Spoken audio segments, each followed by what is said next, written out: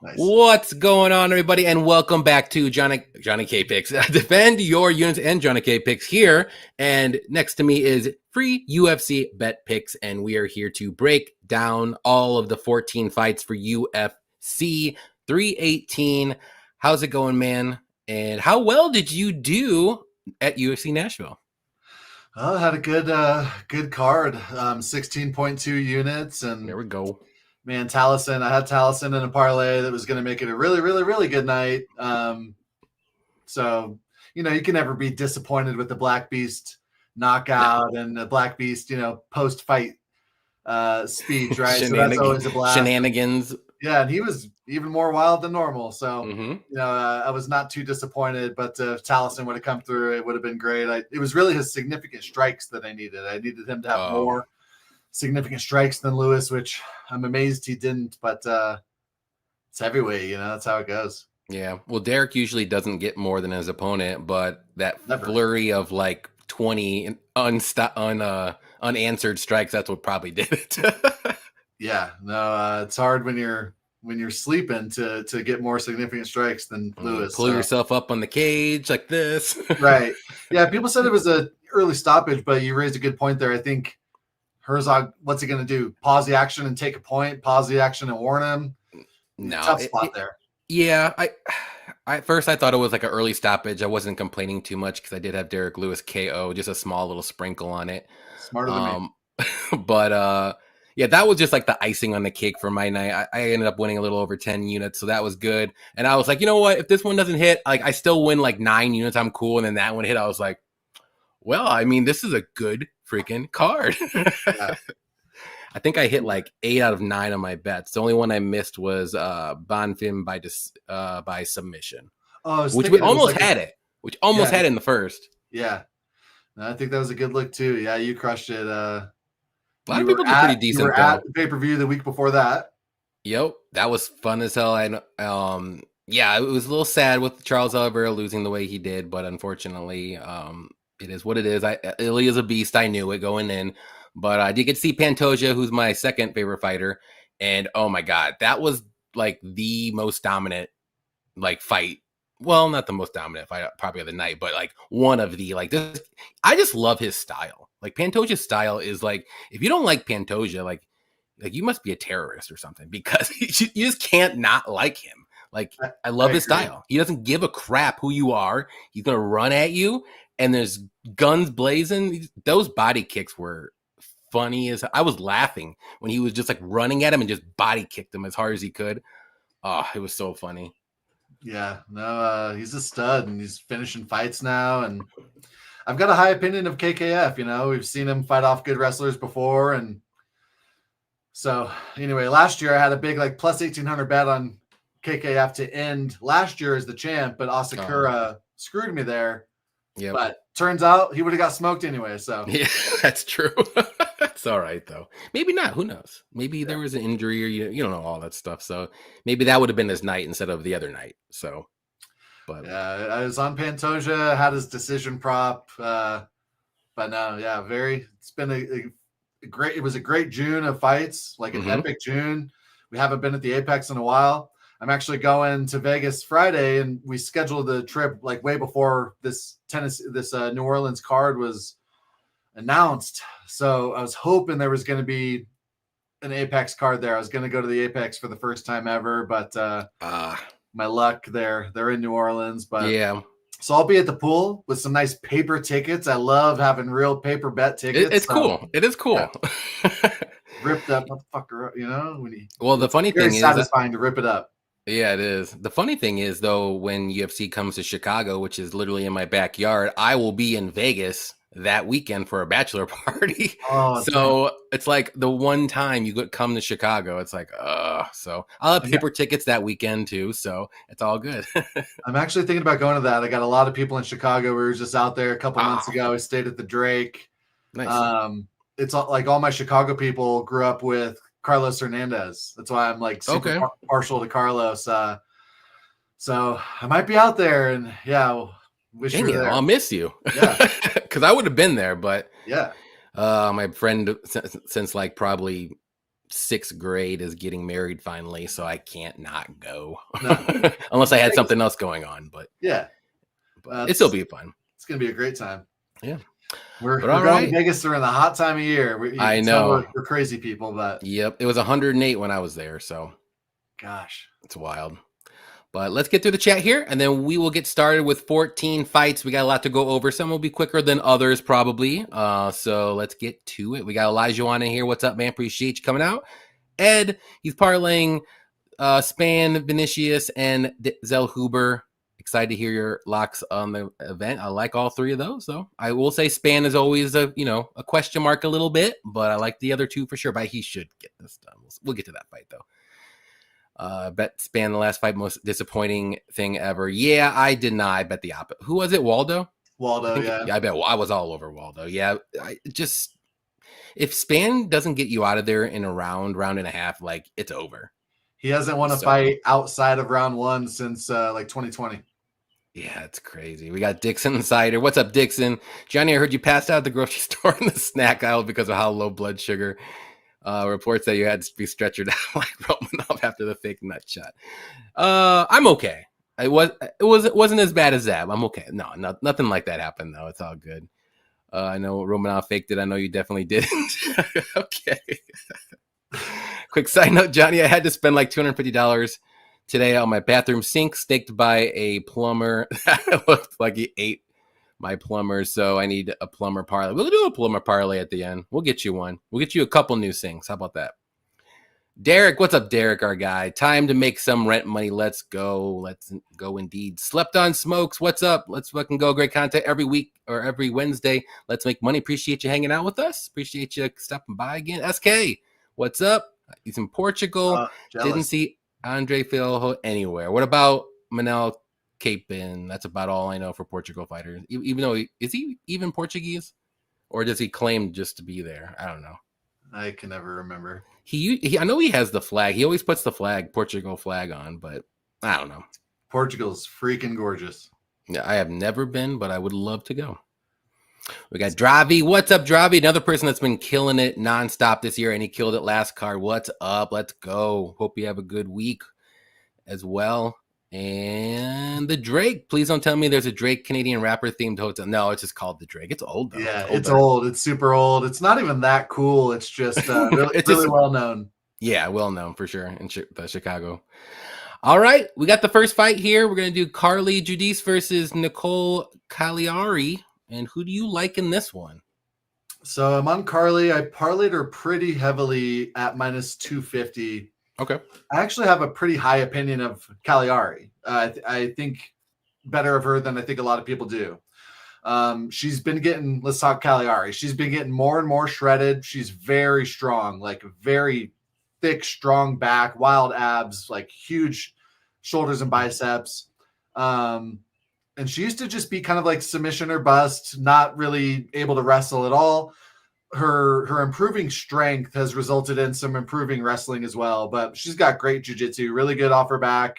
She likes to throw kind of some ugly takedowns that often work once and then don't work anymore, kind of like, head and arm throws. On the feet, she throws heat, like she throws hard, and she's got decent technique. She actually sits down on her punches. She doesn't just throw arm punches, with no legs or ass under them. She creates torque on her striking. She's got some decent boxing for sure. She trains with Marina Rodriguez. Her problem is when she gets taken down, she's just way too complacent off her back. She's got some cardio concerns as well. The last time out, she fought Karaskete, who they have, a common opponent, Carly and Nicole do, and Ernesta there. And they both lost by split too. That's crazy. Yeah, and Ernesta's decent. Even though I think Ernesta clearly beat Carly, though, like clearly, but it's tough. Carly puts up such crazy volume in her losses. In both of her losses, she put up over 160 significant strikes. Like, she would be putting up Max Holloway volume in every fight, except she knocks all these chicks out all the time. Yeah. I think Cagliari is pretty durable. I'm on Carly to get her first decision win here, and it might be my biggest prop of the week. I'm going to play the over on her strikes and ladder them as well. I'm going to play like the 120, hopefully idea. 140. Like I'm hoping to play like 150 at plus 1,000. Like I'm gonna ladder the shit out of her strikes. If Cagliari gets 13 minutes of control time, it's not going to hit. And if Cagliari gets knocked out, it's not going to hit. But I think we're seeing a 15-minute fight here where Cagliari might get one takedown, but it's going to be on the feet with Carly peppering her a lot. So I'm on Carly decision, pretty confident, and I'm gonna ladder the shit out of her strikes. Yeah, that's a good idea. I mean, not her last fight because it ended in round 1 and she got the knockout, but the other 2 fights she went 168 and 169. So Nice. she can definitely pump out the volume there. But yeah, I agree with you too. I'm on the Carly side as well. I mean, Nicole, she can get the takedown early, I think maybe, but like you said, cardio concerns with Nicole kind of like, doesn't really vibe with me too much. She is a gamer though. I will say, I think she's going to get hit a lot though. She might have more power than Carly, but I think Carly is going to like triple her up in significant strikes. When Nicole, when the what do they say? Like when the tough gets going or whatever, when Ernesto was putting on a pace, let's put it that way. She just like kept talking to her and she was just like not kind of like showboating a little bit. And I could see kind of the same thing because Ernesta has very good volume too. She's a little bit bigger than Carly, but Carly's still going to be bigger than Nicole here too. So, and I think Carly's actually getting a little bit better. I've noticed a little bit of improvement. She's still very raw, green. She only got 6 MMA fights, but within the 3 fights that I've seen, like she's getting better and better. Like not like crazy, but I see significant improvements. But this is a fight for her that I think she can win as long as she can stay on her feet for sure. And even so, like I don't think Nicole's going to be able to grapple her for like 2 rounds to win a decision here too either. So maybe the first round, but I think after that, Nicole's cardio starts to fade, and I think Carly is gonna just put on the pace and just outvalue, like triple her up probably. So Carly by decision, I like that prop bet for the significant strikes. I might look at that and see if I can do the same thing because I like it.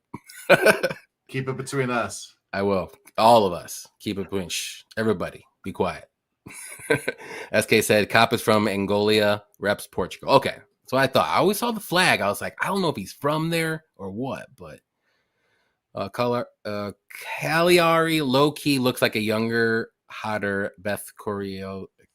I can't even say names. I'm terrible with names. I'm sorry. I know who she is though, but I'm looking at her face right now and I could see it. You're right. Sorry, bro. Saba, what's up, Saba? Appreciate you hanging out. Like the picture. Love it. Just hope it happens tomorrow so I can stop reading about it. Judy's high ceiling. Agreed.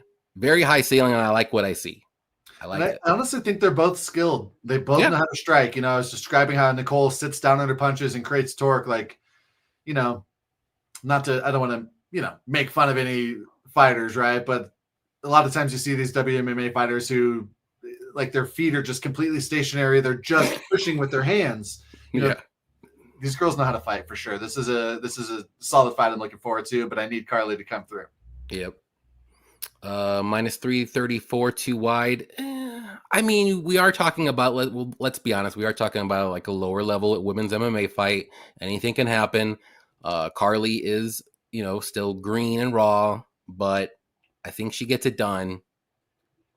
I personally think it might be a little too wide. I would try to find like maybe Carly by decision, maybe round 3 or decision just to cut it in half a little bit, but I think she wins. But I don't know. I don't have a bet on this fight.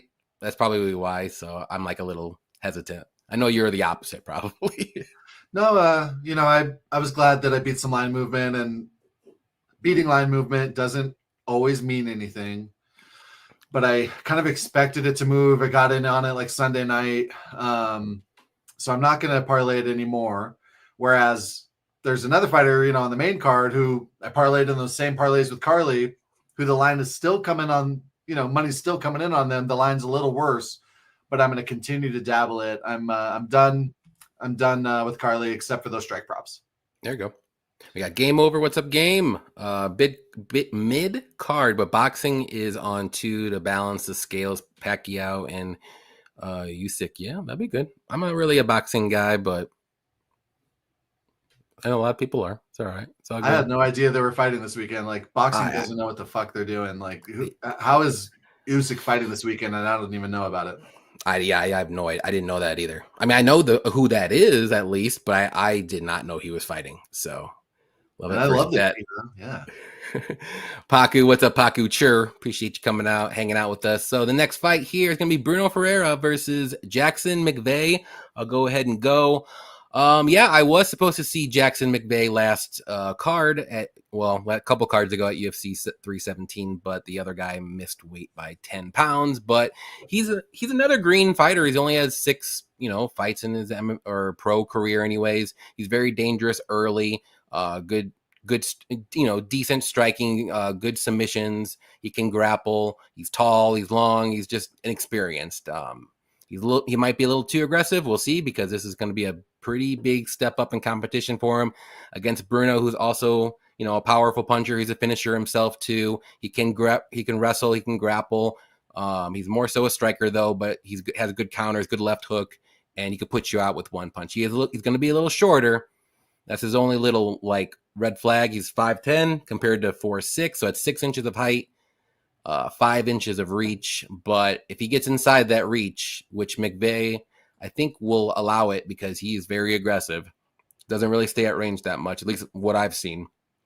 I think Bruno's going to find that chin eventually. I think this fight goes under 1.5 if you want to be safe. One of these guys is going to get one of the other out in the first round. So I'm just saying Bruno, because with all his experience, he's fought big guys like this. I know he lost to Ruzaboyev, who's probably just as big as him, but he beat what's his name? Gregory Rodriguez.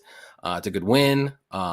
So I got to go Bruno by KO, probably first round. One of these guys is going to get a finish, but I'm the same Bruno. What do you think?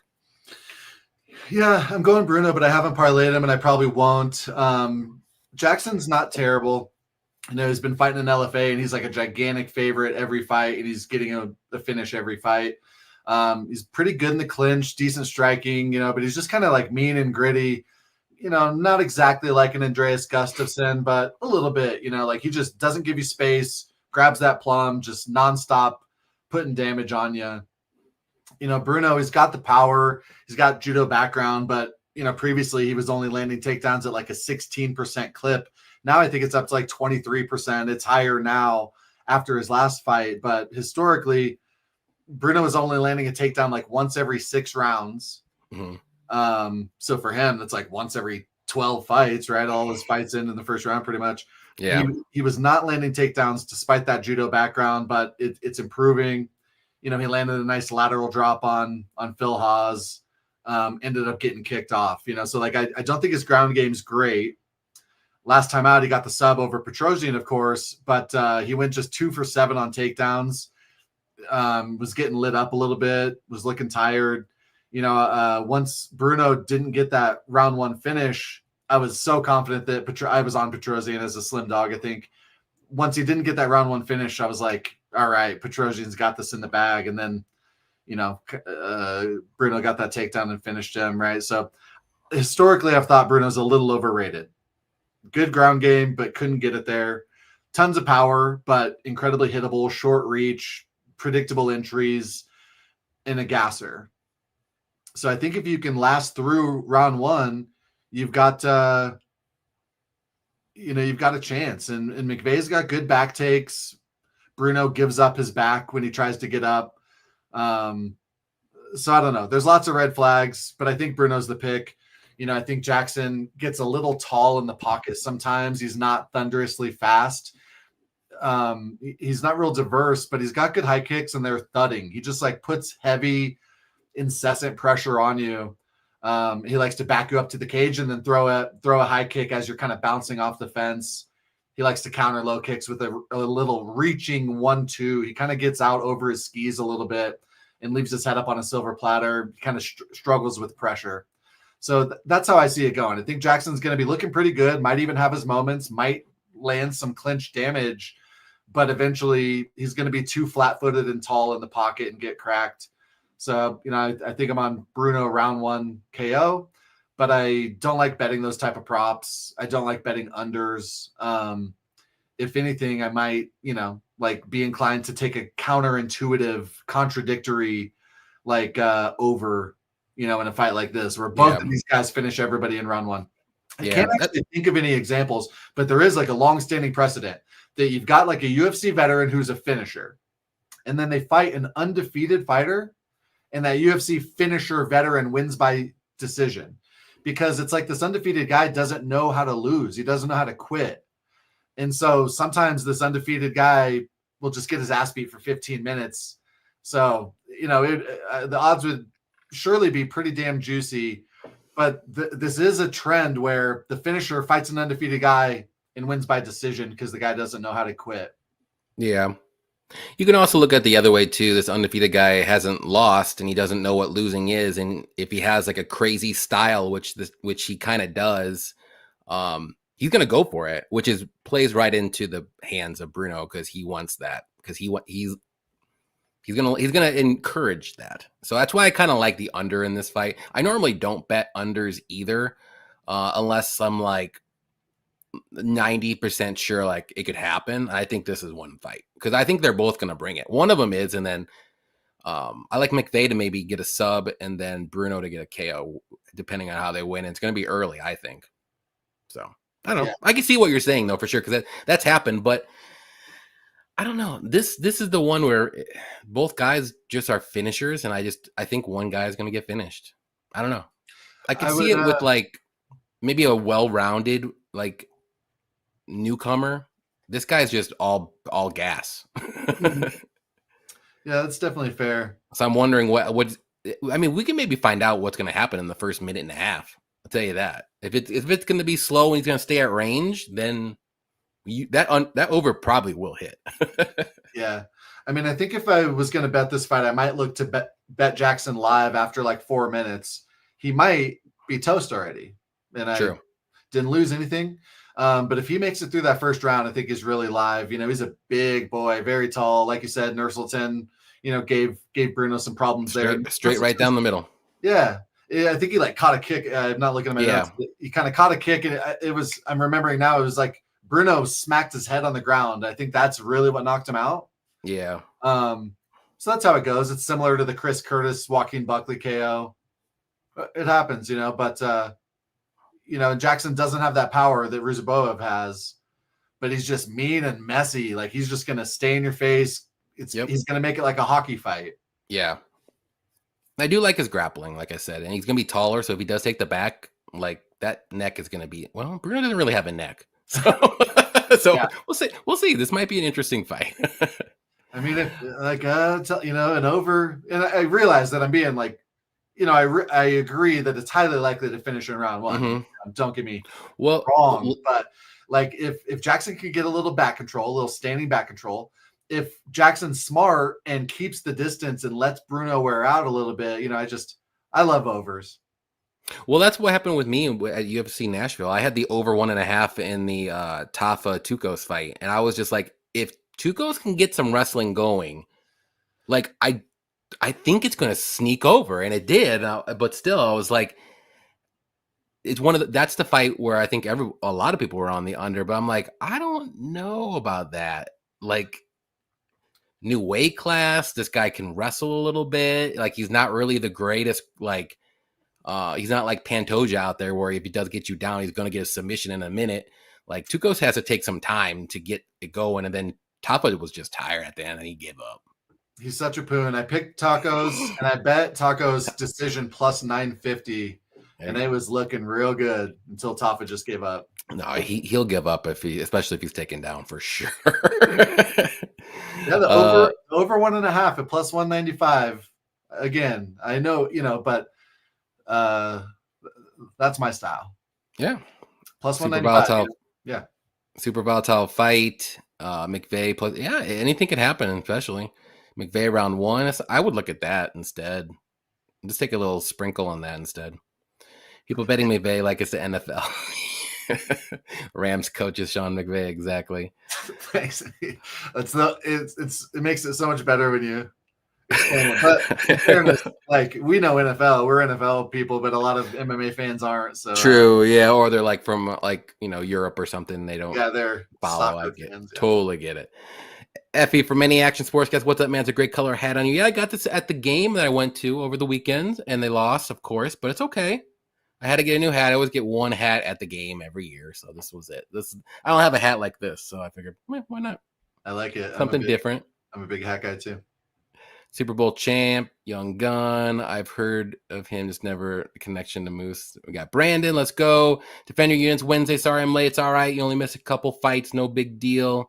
Let's see. These guys are talking about football. We'll get there later. All right. Next one. It's going to be Ryan Spann versus Lucas Bredsky. Who do you like in this one? All right. So, Spann, super round one or bust. He hasn't won a fight outside of round one since 2020. Like, he either gets you out of there in round one, or he goes to a very close split decision, or he gets starched, right? And so, Ryan Spann is minus 250, minus 200 favorite against any decent, like damn near any heavyweight. It would be a dogger pass situation for me. The reason I say almost any heavyweight is because there are some guys out there like Lucas Dreschke who fit into that category of guys that I still can't pick. And I thought I was going to, and I thought I might go with like Dreschke by split decision. Spann starting off really hot round one, round two maybe being close, Dreschke winning round three. But the chin concerns for both of these guys and the cardio concerns for both of these guys kind of eliminate those concerns that I have for Spann. Lucas has the same concerns. So I got to go with the guy that I think is more skilled and faster and more powerful, and that's Spann all day. They both got knocked out like not too long ago, so one of them, it was like 7 months ago, and then they got knocked out just 5 months prior, like Spann. And Waldo was about 4 months ago when he knocked out Spann. And then Kennedy was 7. 5 months before that was okay. So that, and then it's Lucas, who's been knocked out twice. It was 7 months ago he got KO'd by a Kennedy, and just 5 months before that was Parkin. Yep. But I'll tell you, Spann took so much freaking damage in that Waldo finish. Like, his head was flat on the mat and took like 5, he couldn't breathe anymore. What? He couldn't breathe anymore. Yeah. And Spann was looking good there. We're watching that. Spann looked better than I recalled. He almost made it to round 3 though. Right. Yeah. Round 2, he got super tired. He's throwing like this crazy spinning kick, falls on his ass, and then he's on his back. He's kind of shifting his feet around to try to get his feet on Waldo, and then doesn't kick off, doesn't like control posture, nothing. He just lays there and gets like 5 thunderously powerful shots right on the chin again, where his head was on the mat. There was no bounce, there was no give. Waldo was just drilling his chin like through the mat. So that is one of those fights that I think has like a lasting effect on you that might like forever affect his already suspect durability. So super sketchy here. I think we see a round 1 finish by Spann. Probably KO. Always live for a club and sub. Obviously great guillotines. I'd love to bet like the Darce and the Anaconda on a Spann fight. But I think with the chin concerns with Dreschke, Spann's just going to KO him. But again, I want to make sure to keep my eye on the live betting line. I'll mention real quickly, ESPN sucks for so many reasons, but their new ads, like their new commercials, are not like regularly programmed commercials. It's like an ad, like if you were watching a YouTube video without YouTube Plus or whatever. So if you're trying to live bet fights, you have to like fast forward nowadays to make sure you're live. So such a pain in the ass ESPN is, but yeah, I've got some live betting thoughts on this card. So make sure you're like watching live. Make sure you're watching live for sure. I'm on Ryan Spann as well. Like you kind of said, he's more athletic. I think he's more dangerous with the guillotine, with Darce chokes, with his power in his hands. I think he's quicker. The problem is he's literally a round 1 or bust. And I think Lucas, for whatever reason, if he can survive round 1, I think there's a chance this fight can go over 1.5. This is the fight where I think if you want to do a fun little over 1.5 rounds and it can sneak over, this is it. We've seen it happen in the last fight with Ryan Spann. He looked good early. He couldn't get Waldo out. Now, I'm not saying Lucas has Waldo's durability, but it could definitely sneak over, but I don't think it does. But I think this would be the one that I like personally, the sneak over that everyone's like, oh, it's definitely going under, because Lucas isn't that dangerous. I think the way that he finishes Ryan is kind of the same way Waldo did, where Ryan is just gassed. It's like the over 1.5 rounds, and Lucas is still there. He's pumping out jabs. He's just landing volume and pushing them back, and then eventually Ryan kind of quits, and he does that a lot. But I think Ryan's going to be way too quick and way too athletic. He finds that chin. I don't trust Lucas's chin to even remotely bet it, to be honest. But I think Ryan gets it done in the first round. If he doesn't, then that over is going to look great, and you're going to be a happy person if you bet it, because he's got to sweat for 5 minutes, and I think that over hits easy. At least when you lose an over bet, you got to see an awesome finish. True. One of the reasons why I don't bet unders is because I would break my TV, when I watch 15 minutes of Cage Control when I really needed the fight not to go, right? So, like, at least losing an over bet is fun. That's true. That's the one good thing you could say. You'll see a finish if you lose an over bet. Span's just a frustrating guy. Like, I can't really think of many fighters, that have, like, more tools that haven't quite, like, lived up to their potential as him, and I keep expecting him to improve. Just a handful of fights ago, he was still working full time. And so I've always I've been like, oh, he's going to improve. He's still young. He trains with one of my favorite coaches, Saif Sayoud, in Fortis, a bunch of studs over there. He's finally training full time. We're about to see him like get even more technically skilled, kick his cardio problems, get even more chiseled and even more, like athletic. What's he do? He decides he wants to stop cutting weight and go fight, fatties.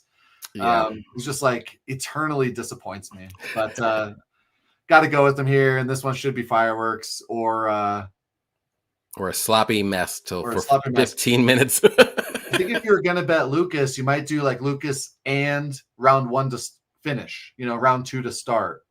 Yeah. And get yourself some really nice odds there. Cause I agree with you. If Lucas wins, it's probably a decision or a late finish. Yep. Fight goes a distance that is plus 500. Bretsky decision plus 900. Okay, laddering the overs. I think the overs might be okay here, but I can't do it. I can't. I'm gonna stay away from this one. I like it though.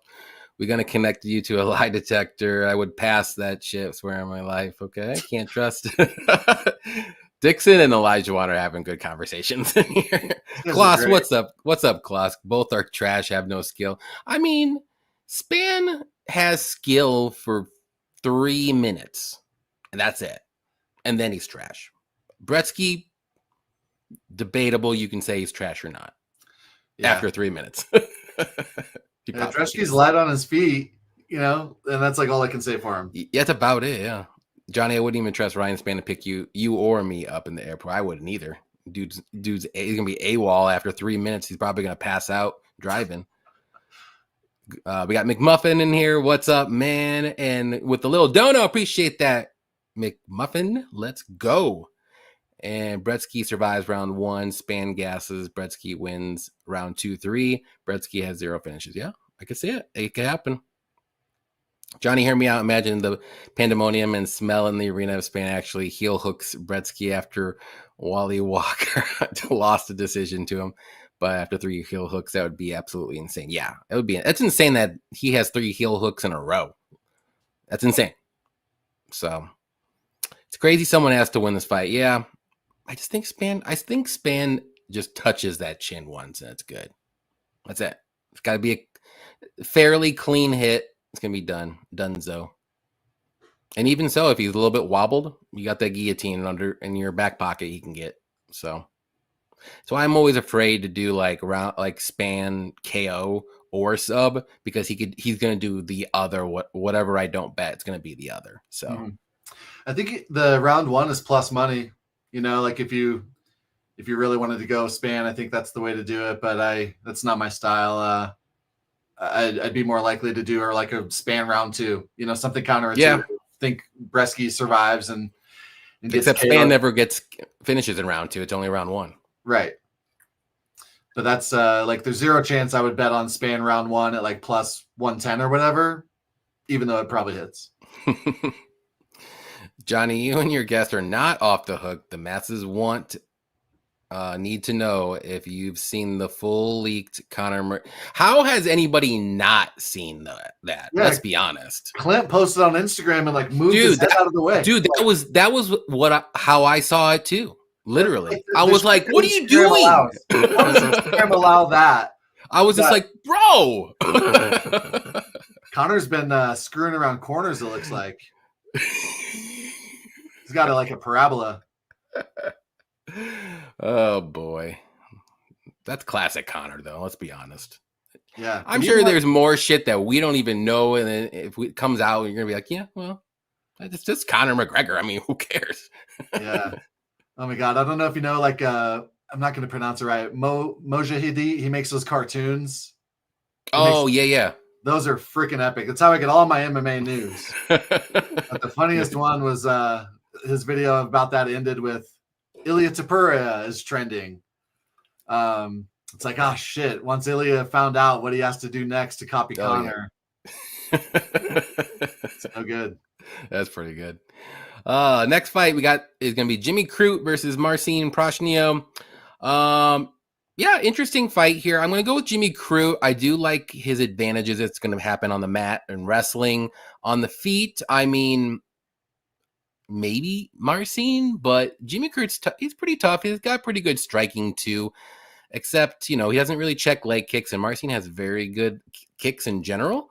Marcin doesn't have any takedown defense, so I think this one works out in both of their favors in a way of the styles, and which is why I like the under 2.5 in this fight. I think one guy is going to find a finish, but I am banking on Jimmy Crute to get that wrestling going early. He shouldn't be standing with Marcin when there's a clear advantage, even if he doesn't, wrestle the under 2.5, I think Marcin's going to tear up that leg, and we saw what happened. Jimmy Crute doesn't check legs. Yeah. And who was it again that did that leg kick? Anthony Smith was able to. Anthony Smith doesn't really even have a great leg kicks. Marcin has twice as better leg kicks, if not better. So I'm going to go with Jimmy Crute. I think he gets that wrestling and grappling going. I think he finds a sub under 2.5 rounds. So just to be safe, I like the under 2.5 a little bit better, though. What do you think? I'm on Crute submission. It's tough trusting Crute's decision making in there. Yeah. He looks good early and then he just fades. Or it's like he doesn't wrestle. Anthony Smith tears his leg up. The top of his foot is hitting the ground. It's like when you sit on the toilet for too long and your entire leg falls asleep. And then he decides, oh, maybe I'll shoot a takedown. He gets the takedown on Anthony Smith on one leg. Yeah. Bro, why would you not wrestle earlier? And he has a history of striking with guys that he should not strike with. Yep. But I think you got to bet the draw here. If you bet the draw, that's true. In Jimmy Crute's last 5 fights at plus 6,600 on Bet Online, you'd be up 119 units. So easy peasy. Yeah. But no, in all seriousness, if Modestas Bukauskas can submit you, pretty sure the Brute is going to as well. Yeah, and Jimmy always looks good early. At least he can get the wrestling going early and stuff. But the longer the fight goes, he does fade a little bit. And Marcin's game, he'll be fine. But yeah, I think Jimmy, if he doesn't wrestle here, then I think MMA is just not his thing anymore. I know he's young. He's 29. I guess he was not technically really young, but young enough. But it seemed like he improved. He kind of went away for a while. He kind of retired. Then he came back, and he's all religious now. And I thought he looked better. I was really heavy on Menefield in their rematch against him. I was on Menefield both times. Nice. Yeah, and fence grab kind of helped. Jimmy wasn't doing shit, but he looked a lot better last time out. Yeah. But Prachnio is just historically he was known as one of the chinniest fighters in the whole organization. And then he kind of kicked that trend. He was doing a little bit better job of protecting himself. He looked good on the feet against Vitor Petrino, and he was even showing good takedown defense and good get-ups there early. But by the end of round 1, Marcin was just completely gassed, and Vitor ends up, getting the submission on him. The Devin Clark fight, they were both gassing. It's just Devin Clark gassed a little faster. Yeah. Couldn't get takedowns, and the low kicks were chewing up Clark. That's what worries me a bit. That's what worries me a bit, though. Yeah. That's why I'm not running to go bet Jimmy Crute money line. it have to be submission. But like I said, I'm just going to play it safe. The under 2.5. I like it. It's a good price. Minus 140. Yeah, I think that's a pretty good look. I know the last time, a couple times Marcin got submitted, it was over 2.5. It was in the third round, but it was over 2.5. But, that's, I don't want to say like those are like always like anomalies, when it happens between that 2.5 minute mark. But, more times than not, it goes under. So yeah. If it happens 3 times in a row, then whatever. Shame on me. Maybe the Jimmy round 3 sub is a must sprinkle. That's true. That's a good point. You could look at it that way. I probably won't have just do Jimmy else. round 3. Yeah. I'm sure it's pretty decent at least. Oh, it definitely will be. Yeah. I've got Crew in one parlay for 1 unit at plus 559. It's probably all I'm going to have. Just a light little touch. Dixon, wait, they allowed the full new. I mean, Clint was able to do it, so I don't know. Clint screenshotted those, cropped them. He didn't crop it enough.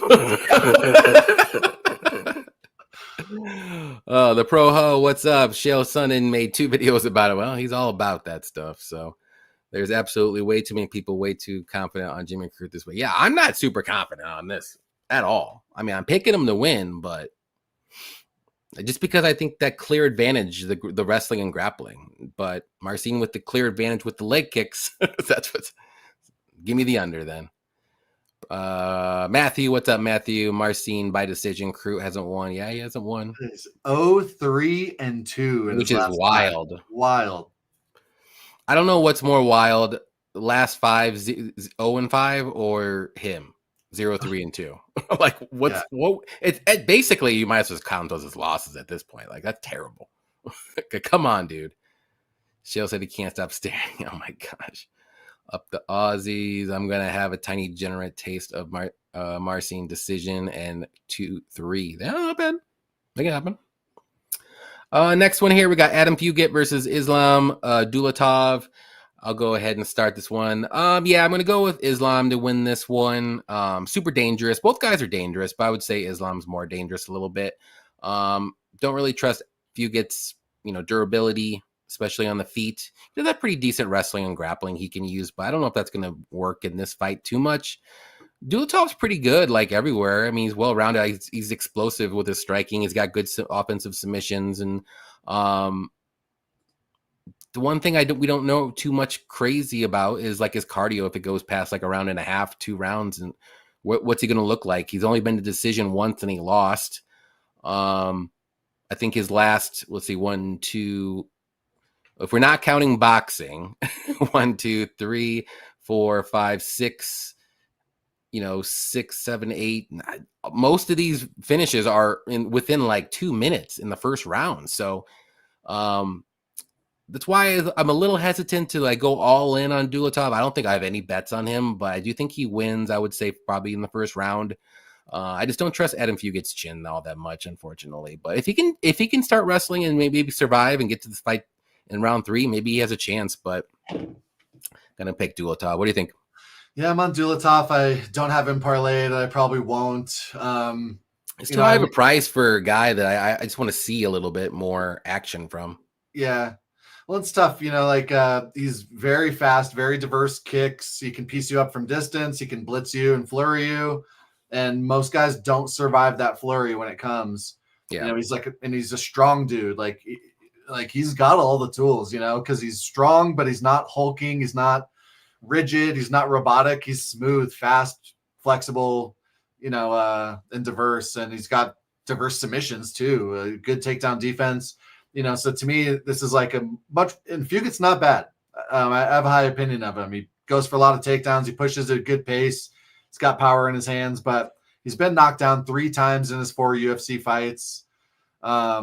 He's fought some good competition. You can't knock him for a Michael Morales loss. But Dulatov is a beast. I think he's got a bright future. He fights mean. So yeah, I'm on Dulatov. I would pick the KO prop, for the sake of a pick, but I won't be betting that. Yeah, and like even his KO prop is like minus. I think I saw minus 185. Fuck that. No, I can't. Like a submission prop, like he's got diverse submissions. He can submit True. any spot, So a club and sub's always live. I Fugit think, might be yeah, pressing for a takedown and stick his head into an armpit. true. Yeah, I'll just watch this one, have fun. I got to see a little bit more. I know he's good, and don't get me wrong, but I just got to see him fight in the UFC after his first fight and see how he stands. Like all these guys he's beating, they probably aren't the greatest. I mean, Fugit's not too bad. I mean, he's on the lower end of the division, but he's not like a Josh Parisian or something like that. I wouldn't say. Yeah, no. If I had one like hole in Dulatov's game, it's that he's a little susceptible to low kicks, but I don't think that costs him here. But it might eventually. Yeah. He keeps moving up. We got Artem MMA. What's up, Artem? Our guy. Yeah. Our guy, Charles. Charles, I feel bad. I hope you feel bad too. I know you should. I know you do. Appreciate you coming out, hanging out with us. Let's see. I was sent Connor's manhood against my will by more than one person. My life was a lot better without it. I agree.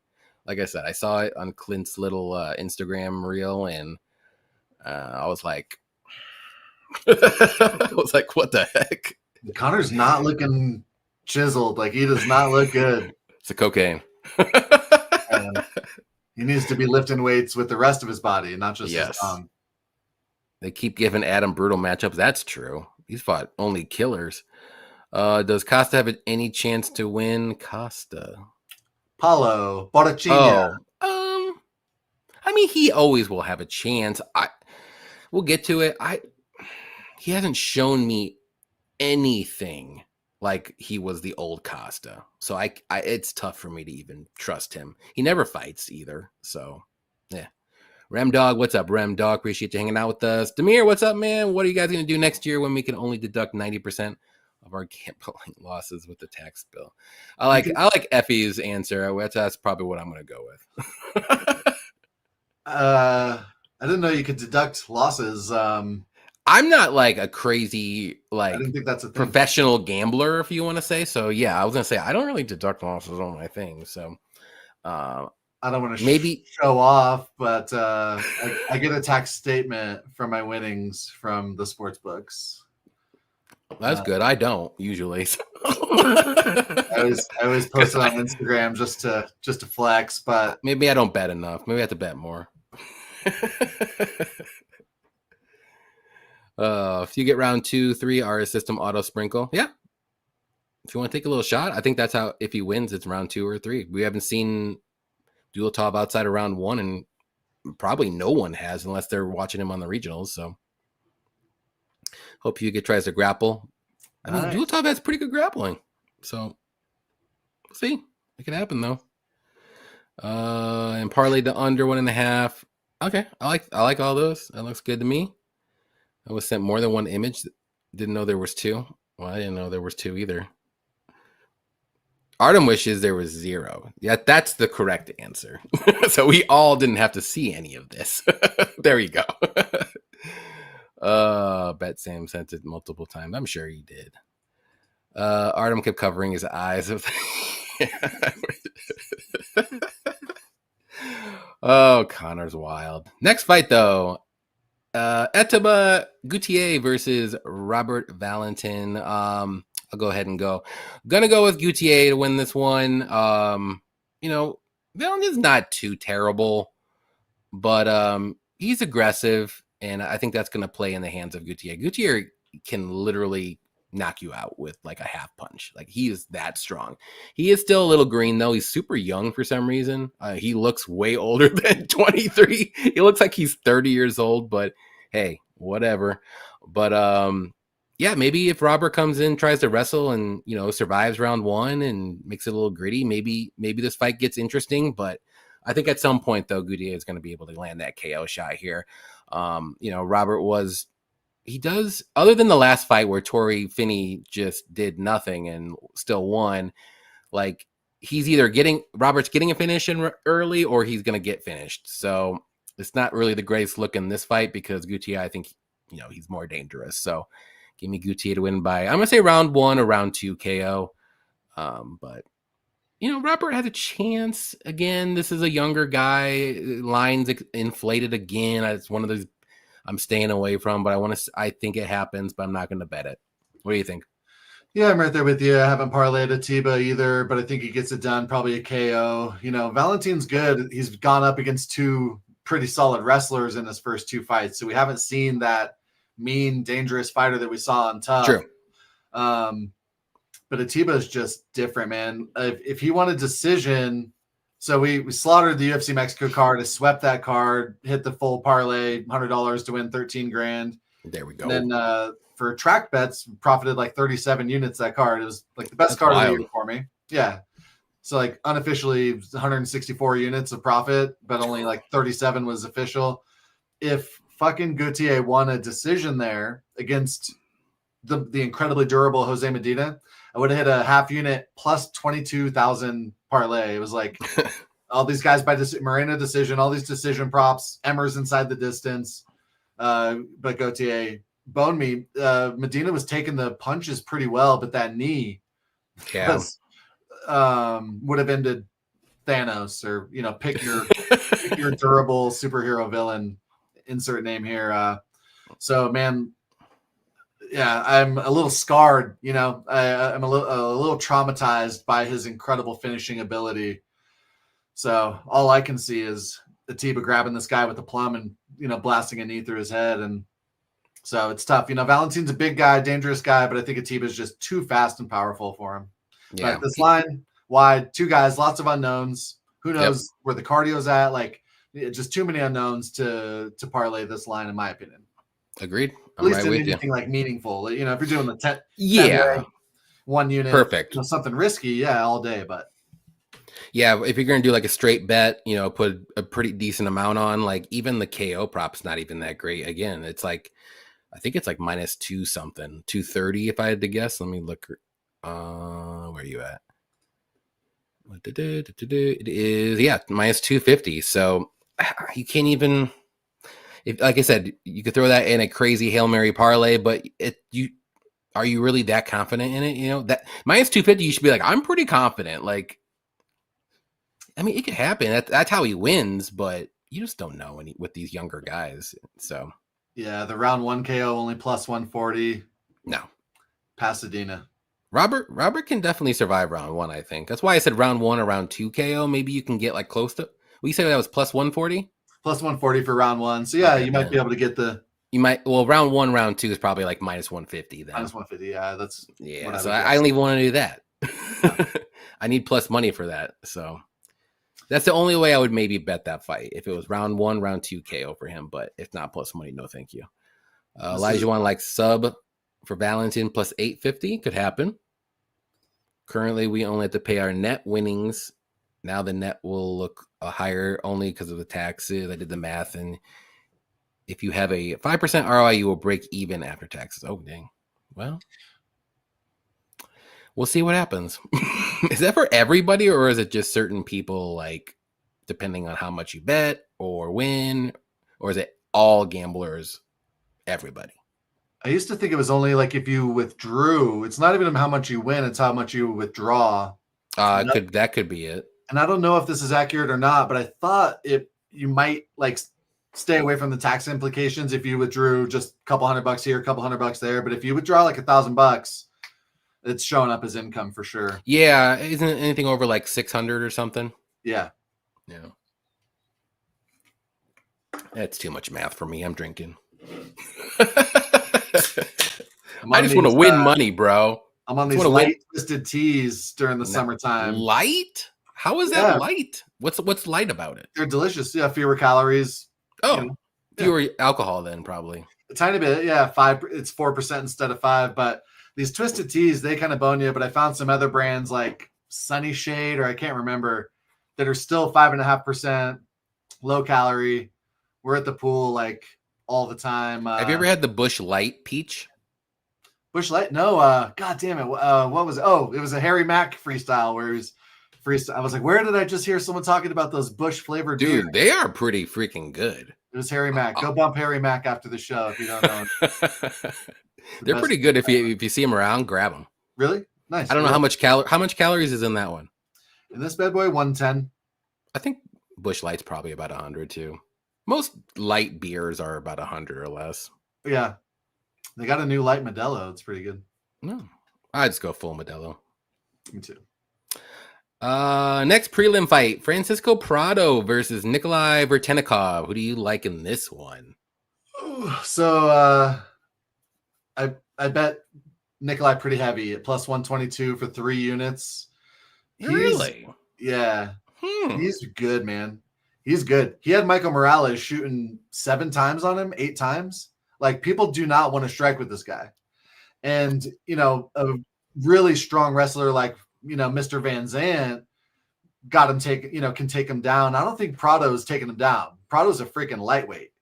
He's going to be vastly undersized here. I think Veretenikov's got the better striking, bigger, pissed off, chip on his shoulder, needs a win. I would say it's like the dogger pass type of thing, but I personally, and Prado's not awful, don't get me wrong, I'm not bad, but I wouldn't bet Prado as a dog here. When I saw Veretenikov as a dog, I had to hit it. I felt like Veretenikov should close as the favorite. It doesn't look like that's going to be the case, but I think they got the line backwards here. I'll take the bigger guy with better striking. Okay. I'm on the Prado side. I'm fairly confident in this. I like the line. I think we're kind of getting a little bit of a discount on Prado, honestly, because of how maybe bad he looked against Jake Matthews, and that's a pretty tough ask for his welterweight debut, especially how he looked in his last fight. I don't think Nikolai. I mean, he's not trash. Don't get me wrong. I don't think he's. I think he's a good striker. Very good striker. He's got power in his hands, and I think he fades a little bit as the fight goes on. Prado does too, but I think Prado has a little bit more dog in him. He's like a little mini Drew Dober. I love it, and he's gonna be game. I think this is gonna be a very fun fight. I think both guys are gonna be game, but I just think Prado's gonna be a little bit more game, and I think he's gonna land some good shots. It might go to decision. I'm gonna say it does, but I think Prado just in the 3rd round. I think he's gonna be there a little bit more. I think he might shoot some takedowns. Maybe, but not like a wrestle heavy game plan or anything like that. But if the takedown is there and he's up against the cage or something, he might get it. I like his youth. He's gonna be like what, 12 years younger, something crazy like that. But yeah, I mean, I know he's a little shorter, but he's always gonna be short. He was even shorter and smaller in the lightweight division, but at least it's not like craziness, like 6 inches each way. So no, I'm not talking about Conor McGregor. So I like Prado to win, though. I think, like I said, I think we're getting a little bit of a discount on his price. I think the line should be a little bit higher for Prado, a little bit higher, not crazy. And it's only lower because of his last fight and how bad he looked. So, I mean, and the welterweight thing, I don't think a lot of people are 100% ready for him to be at welterweight yet. I personally don't think so either, like long term, but this fight I think is okay. So I hear you, and it is a close fight. It is a close fight, and Prado's not awful. And Jake Matthews is this freaking stud. God, I was like sweeping last card until Cheaty shit the bed, and then I ended up getting Taliesin. That was one of my bets. Cheaty and Taliesin were my only misses. And if Cheaty won, I would have put a ton of money on Lewis because he would he was like to hedge my sweep bet. I sweep my whole Instagram card every week, and fuck, man. So Jake Matthews. Did you hedge Lewis at all? No, I only had Taliesin in like a plus 800 or something. Yeah, but you could have hedged it. But I always tell people like, you should never place a parlay that you're not willing to let ride. Yeah. A lot of people are like, oh yeah, but I'll probably cash this out. I'm like, well, dude, you never cash out. Always hedge if you're going to do something. Leave those last legs off. You'll make more money. You take the money that you put on the parlay plus the money you put on the hedge, just remove that last leg and put all of those units on the parlay in the first place. Like hedging and cashing out are one of the many ways that the casino never cash out. Never cash out. And never always hedge. I personally if you're going to do something. Yeah, I tend to don't either, but like there's some examples like where I did a couple times where it was like a 6 or 7 leg parlay, and the last leg was like minus 400 or something, and then if the other side was like plus 300, I'm like, I'll throw like, I looked at like the winnings, what I would win, and I'm like, okay, it's $25. I'll put that 25 and still win like, we'll say 300. I'm cool with 300. Put the 25 on the 400 just in case I win a little bit either way. So it's fine. Totally hear you. But like, if you put that 100 plus the 25 on the parlay in the first place and just left that minus 400 off, you make more. Yeah. Well, like I don't like go into doing parlays looking to hedge at the end. It just has to happen. You know what I mean? I'm not the hedger guy, but like if I'm like maybe I'm having like a little rough night, I'm like, man, I really need this. I need a little bit of money back. One of those things. Like if I was having a good night like you were having, I'm like, you know what? Let's let it ride. Fuck it. Like I'm already up. Who cares? I will tell you on the UFC Mexico, when it came down to Brandon Moreno and I was going to win $13K if Moreno came through, I did hedge on there you go. Urseg split. See, that's a big one. You're like, I'm gonna have to do something because I ain't losing this. And the last time I hedged besides March on UFC Mexico was when Peyton Talbot fought Giannis Gamori, and we had like 35 units coming in when Peyton won, and they were all when Peyton was minus 455. So he closed like minus 1,200. I did hedge on Giannis at that point because he was like plus 1,000. So like it makes sense if you beat a ton of line movement. That's true too. You you can even do live bets too. Like if you're on the underdog and he loses the first round, that's even better time to hedge. Like just in case, you never know. Yeah, but I didn't mean but like so Matthews still kind of like pains me because Matthews cost me big against Cheaty. But so Matthews is a stud. Prado got him down with a nice trip, but Jake got right up, and Jake was just piecing him up. Yep. Before that, Zell Huber, pretty good fighter, right? Like we'll talk about him in a little bit. And Prado was really aggressive trying to close the distance, but Daniel was just able to calm it down and evade. Too big. And use Zell Huber's way too big. He's way too big. Atman Azaitar, the guy who, with the bag on Fight Island, Prado couldn't get him taken down. Prado, I do have some issues with him. He's always like airballing spinning attacks. He's young. He's young. I think he's I think he got humbled a little bit after the Zell Huber fight. He didn't look terrible in the Matthews fight, I guess, if you want to say, but I think I'm hoping he comes back with a little bit better game plan anyways. I don't know what it would be. I don't think you can wrestle here, even though that's how you beat Nikolai is to wrestle. I mean, I don't expect him to go in there wrestle heavy like Vanderford did or whatever, but I mean, if it's there, I think he can get it, and he's pretty strong. I think he's going to be the stronger of the two. He might hit harder, too. I like his durability. I think he's more durable. So I think both guys are going to bring it. Like I said, this is going to be a fun fight. But we could do I don't know if we want to do a shoey, but we could do a shot, or we could do a chug. We could do a bet. We could talk about it later, or a line right now. Or we could get some votes in the chat for... I'm okay with the shot. What should Johnny have to do after his... minus 140.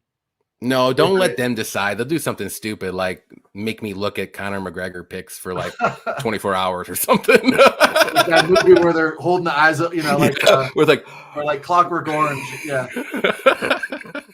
No, don't let them decide anything. MMA Jesus, Dev, what's up, man? What's good, my people? Shout out to the two best pioneers of the picking game right here. Let's go, Dev. They deleted me on IG, homies. I'm on X and YouTube. We'll be making more videos. There we go. So definitely check out MMA Jesus on X and YouTube. I guess he's not there for... I never see you that much anymore on Instagram now that you bring that up. They always get you. I'm still in the group chat. Like Charles... Yeah, I'm in your... Yeah, I'm in the same... Yeah, we got some UFC fighters in that group chat. Yep. Yeah, if you haven't smashed that like button yet, please do so. I always forget to remind everybody, so don't be a ninja. Go ahead and smash it. There we go. Good fight, close one, never hedge. Indeed, I don't even hedge my lawn. I don't either. That's terrible. I had 2 perfect cards in the last 2 years. I hedged one and rode one the other. There you go. What's up, grateful dude? Shot bet. I like shot bet. Shot. There we go. At least they're being respectful. I'll take a shot bet. Is it just one shot? Yeah. All right. Next time I'll get you on. It'll be very soon, as always, and we'll whoever wins or loses, we'll do a shot. We'll pay up on the air. Sounds good. Yeah. I got whiskey, so that's what I usually do too. Sweet. There we go. I love it. Hell yeah, loser. It does a line. do a line right in front of us. I might do a little nummy or something, but a line would be hilarious. We can just go full Connor. Not the whole, not that kind of full Connor. Just yeah. Loser has to post a picture with the dumbbell. And then Clint, we can send that to Clint, and then Clint can make a reel on it. All right, next fight: Marvin Vettori versus Brendan Allen. I'll go ahead and start this one. This could be a controversial pick here. Ooh. I'm going with Vettori. I think he can survive Brendan Allen round one. We've seen Brendan Allen slow down way too much after round one. He looking like a sloppy fish on the mat against who was it? Anthony Hernandez? Oh no, it was Imavov. Or it could have been Anthony Hernandez too. He's well-rounded. He's the more dangerous fighter here, obviously, but Vettori is almost impossible to knock out. I don't even know if you can sub him. He's got pretty good wrestling and grappling. He hasn't really used it in a while. But he's got good cardio. He's super durable. He's got good volume. Yeah, he could be a little hittable at times, but you got to trust that chin until you don't. I don't trust Brendan Allen's cardio after round one, maybe round and a half. So getting a pretty big plus number on Vettori for me is wild. Like if this was like Brendan Allen minus 150, I could see that. Maybe Vettori would be plus 125. But if earlier in the week, you could have got Vettori at plus 200 or better. Yeah. I don't know if you can get it now. I haven't really looked. I think I saw plus 180.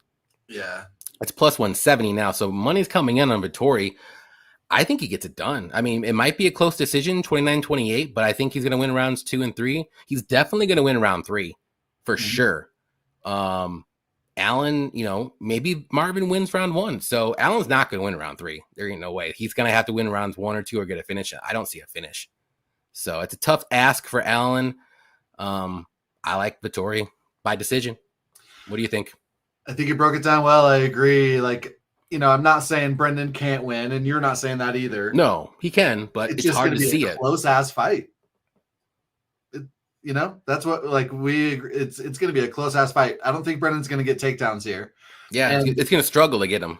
Yeah, and he continues shooting for him, even when it's like clear as day that he can't get them. It's so sloppy. His corner keeps screaming at him to go for takedowns. It's like, bro, he really needs to land some heavy punches here. He is huffing and puffing. He can't shoot takedowns because he's flopping around like a fish. Yeah. And, the Chris Curtis fight was 5 rounds, but Curtis was going to win that until he hurt his hammy. I mean, I'm not the biggest Vettori guy. I was on Roman Dolidze as a dog against him last fight. I was on Roman twice, and he should have hit twice. Nice. Yeah, he should have hit twice. Yeah. But it's like, yeah, this is going to be a very close fight where Brendan might be a little smoother on the feet, but Vettori's a little more durable, a little more like meat and potatoes, moving forward a little more. He might have more power. Like we've seen Vettori hurt guys on the feet many times. He never finishes them, but yeah. And I don't think he's finishing Brendan. But I think it's just going to be a very close decision. Like you said, it's a dogger pass type of situation. I'm pissed because I was thinking about betting him at plus 210, plus 200. But I was like, no, I'm going to wait for the plus 3.5 rounds to come out. Hopefully it's a pick 'em. It's an absolute lock. I'm going to hammer the plus 3.5 rounds. Ooh, it's terrible. Minus 170. It's minus 170 for a reason. They know. They know. He ain't going to get finished. No, they're telling you it's, minus 345 to go over 2.5. Like they're telling you it's going to go the distance and Vettori's going to win a round. Yep. So I think the bookies have a good read on this fight too. That's how you can read some of the fights, like in the tea leaves. Like look at the plus 3.5, look at the overs, and then look at the money line, and just look at those 3 things. And you're like, oh, okay. So they're expecting a decision, but a close decision because the plus 3.5 underdog is like almost 200. Yeah. Fight to be won by split plus 300. Damn, man. Like they're on. It's going to go to decision. It's going to be close. I don't know if it'll go split, but either way, it's going to be a 29-28 close decision. But I like Vettori. Yeah. A little bit more. I'm mad I missed the line movement. I don't want to force it. But, I think like on Instagram, I might officially. Good live bet. It's a good live bet spot too. If Allen wins round 1, live bet Vettori. Yeah. If he looks gassed, live bet Vettori. He could potentially get a round 3 finish. There could be a world where Vettori could win in round 3 if he pushes the pace, which he can, and just like he did against Costa. Mm-hmm. Just push it. And he did. He won. So yeah, tough one. I'm pissed I missed the line movement. I'm not like this is even though this is one of the higher level fights in terms of rankings, it's one of the fights I'm least excited to watch. Yeah. But yeah, should be good. Yep. Scotty Law, what's up, man? Grease, man. Sorry for my lateness. I was calling ice on Johnny. What the hell? I'm American. I promise that dude is working under someone else. What the? Come on, bro. Derek says, I'm on Vettori as well. He had a chip on his shoulder, and he sounds like he actually wants to win this time. But again, you never know. Yep, and he said he's dedicating this fight for his brother. That's another little thing to worry about. And also they had that little exchange in the casino, which I'm sure Marvin wants to get a little bit back from that. So yeah, Brennan was putting it on him, it looked like. Well, he had to land the first couple shots because Marvin wasn't ready. So, I mean, now it's Marvin's turn. Cool. I'll take him at plus 200. Vettori, you got minus 150. That's not too bad. I see minus 170, so that's not bad. Maybe you're on Bet Online Dream, or where's that line from? Yeah, the plus 70 is on, or minus 170 is DraftKings. But Vettori spread for Johnny. I got the money line. Plus 200. I'll take it. I'm taking a shot on this one. Former Mexican. I've been looking at Connor D, and I can't stop. I can't. Oh, Shell. Okay, that's good. I'm glad it wasn't you that said that. Shale is a wild man. Oh, both guys hate each other, so this fight should be a good one. Yep. Whatever team you're on, whatever team on your head, it's wrong. The color is only for minor league teams or Savannah Bananas opponents, or maybe the Marlins, I guess. People stick to your original team colors. Hey, I got so many hats. I have to get different colors and different styles and everything. Is that like the 4th of July hat? Do you know? They all no, I don't think so. I think it's just a hat that they just different colors. But I have so many hats, same original colors. I think I might have to get a new like original White Sox hat because I've had one forever. And I don't even wear it that much just because it's that old. So yeah, maybe next year. Thank you, former Mexican. I will get a classic White Sox hat because that's just how I roll. Yankee all red hats. Is that a reference to like that reporter who? With Dana White, it's like, did he say former Mexican? Like, it could. Yeah, because I remember that's like a press conference. Oh, yeah. I did see that. That was funny. What do you mean, former Mexican? Oh, all right. Featured prelim. We finally made it. Kyler Phillips versus Vinicius Oliveira. I think you're up. Super fun fight. Two absolute studs. Kai Matrix is great, but gasses. Simple as that. He did have a PED suspension a little while back, but I think his cardio concerns just come down to his dynamic style, his crazy footwork, just tons of movement, lots of spinning attacks. He's like a fast twitch, dynamic guy, right? And when he gets you down, he doesn't just lay there. He's looking to pass. He's looking to do damage. So, his cardio fades big time. And I think that's what this fight comes down to. I think this is another good live betting spot. This is the type of fight where I expect Kai could win round 1. And then you go hoping to bet Vinicius as an underdog, and he's still minus 170 because the books and the bettors know that Kai's going to gas. Vinicius, for a while, he had some takedown concerns like against Bernardo Sopai, but it was only because he was throwing such crazy, wild spinning stuff that it was easy to time the takedowns. When he uses a modicum of discipline and IQ and, just like thoughtfulness around not getting taken down, he's incredibly tough to take down. Against Said Nurmagomedov, he actually went 3 for 5 on takedowns with over 7 minutes of control time, which is pretty wild. And Said went 1 for 9 with less than a minute of control time. Before that, we picked Ricky Simone, but I wish I picked Vinicius. I knew he was live. I didn't parlay Ricky at all, which I always do. He indeed, his takedown defense looked really good there. So he's coming off 2 amazing wins. The win before that was the knockout of the year late in round 3 over Sapai after getting taken down a bunch. Like Vinicius is for real. He's huge for the division. I don't feel like overly compelled to play Vinicius at -170, but he's my pick, and I'm leaning decision. Certainly live for a round 3 KO, but I don't see that coming here. But I think the best way to bet this fight is to live bet Vinicius after round 1, and hopefully you get a little better than -170.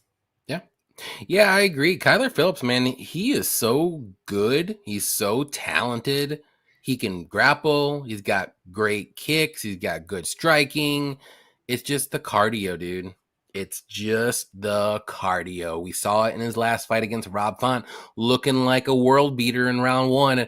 And I knew immediately, I'm like, ain't no way he's going to win.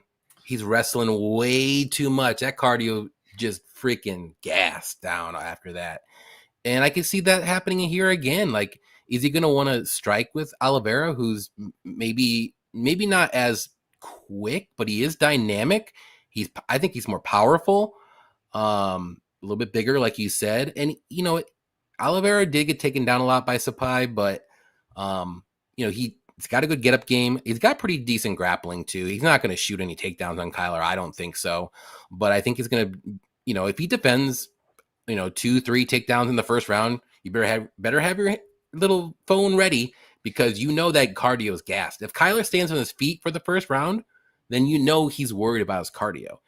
I think it's all in the mind for Kyler here, and I don't trust his cardio yet, and I got to go Vinicius. I think he wins this one by decision. Kyler's never been finished. If there is a finish, it's going to be probably round 3. And I can see Kyler win round 1, Vinicius wins round 2, and then maybe it comes down to round 3. And who do you going to trust more in round 3? Yeah, probably Oliveira. Yeah. Even though Oliveira does slow down a little bit too, but I feel like he has a little bit more, I don't want to say heart, but just he'll tough it out more than Kyler will, and he'll look better. He'll land more powerful shots and probably land the moments and win. So I like the decision prop here for him. But the money line's not too bad. Anything over -200 is way out of left field. I wouldn't touch, but -160, 170 range, I think that's appropriate. Maybe a little bit. It should have been a little bit like -150, but it's not too bad. Yeah, I might parlay like the fight to start round 2 or some alternate overs here. Over 1.5, I like. Yeah, just throw that in a crazy Hail Mary parlay. One favorite bet for each fight, over 1.5 in this fight is perfect. It's super safe, I think. I think so too. Yeah. I like doing that too. This is a banger. 2 very skilled, very fun guys. Can't wait to watch this one. No action on it yet. I got some. I tried to jump on it early because I knew the line was going to probably head that way. Yeah. Oh, interestingly, money's coming in on Kyler. Vinicius is now just -150. Where? DraftKings -148. Oh, I see it. Well, it's going the other way than I thought. Interesting. Yeah, I thought it was going to be higher towards Vinicius. Yeah, that is interesting. That I mean, I might go ahead and parlay Vinicius now. Yeah, I mean that's not a bad play at all. Dirty Reg, I got a brand new UFC hat because of your love of hats, Johnny, and I never wear it. Just not a hat guy here. Well, at least you got it. You can wear it on Saturdays and just chill in your house and. Bro, I've got so many pairs of shoes I've never worn. Oh, you're a shoe guy. Yeah, shoes and hats. Yeah, I got lots of hats too. Love me some New Era. Yeah, I got way too many hats. I gotta start throwing away. I like hats from when I was in high school and middle school. I still have them all. So, Anthony, what's up, man? Johnny K, my boy. Colston Montgomery got called up for your White Sox. One hell of an athlete if you get a chance to see them. Yeah, I went to the White Sox game actually this past weekend and I saw him play. Yeah, he's pretty good. So hopefully his hitting comes around. But other than that, I like his fielding. Is looking good at short. Bigger guy. Bats lefty. Sox don't have any good left-handed hitters at all. So hopefully he pans out. So he's your boy. Tell him I said hi. Wish I could use DraftKings. Love this show every Wednesday thing for me. Ulysses, appreciate you as always coming out as always, each and every week. Kyle seemed like a gatekeeper at best. Oliveira looks like he still has some tricks under his sleeve if he can slow down his fighting a bit and not be too aggressive. Yeah, he might not be too aggressive in this fight. He might get more aggressive as the fight goes on. That's probably what I would do personally because of Kyler's cardio, but you got to be careful in round one with Kyler. He's very explosive, very dangerous, grappling, or it's just after that. That's the problem. Do you guys think Dustin looks more cut and shaped than he did against Islam? Yes. I saw the pictures. I was all for it. I'm like, you look like you want to come out and win this fight. You're not going to just retire and I'm like, well, at least I gave it a try. That's my last fight. But no, this dude wants to win at home. Oh, whoops. This isn't the fight that we're even talking about. I'm giving away my pick, maybe. Yeah.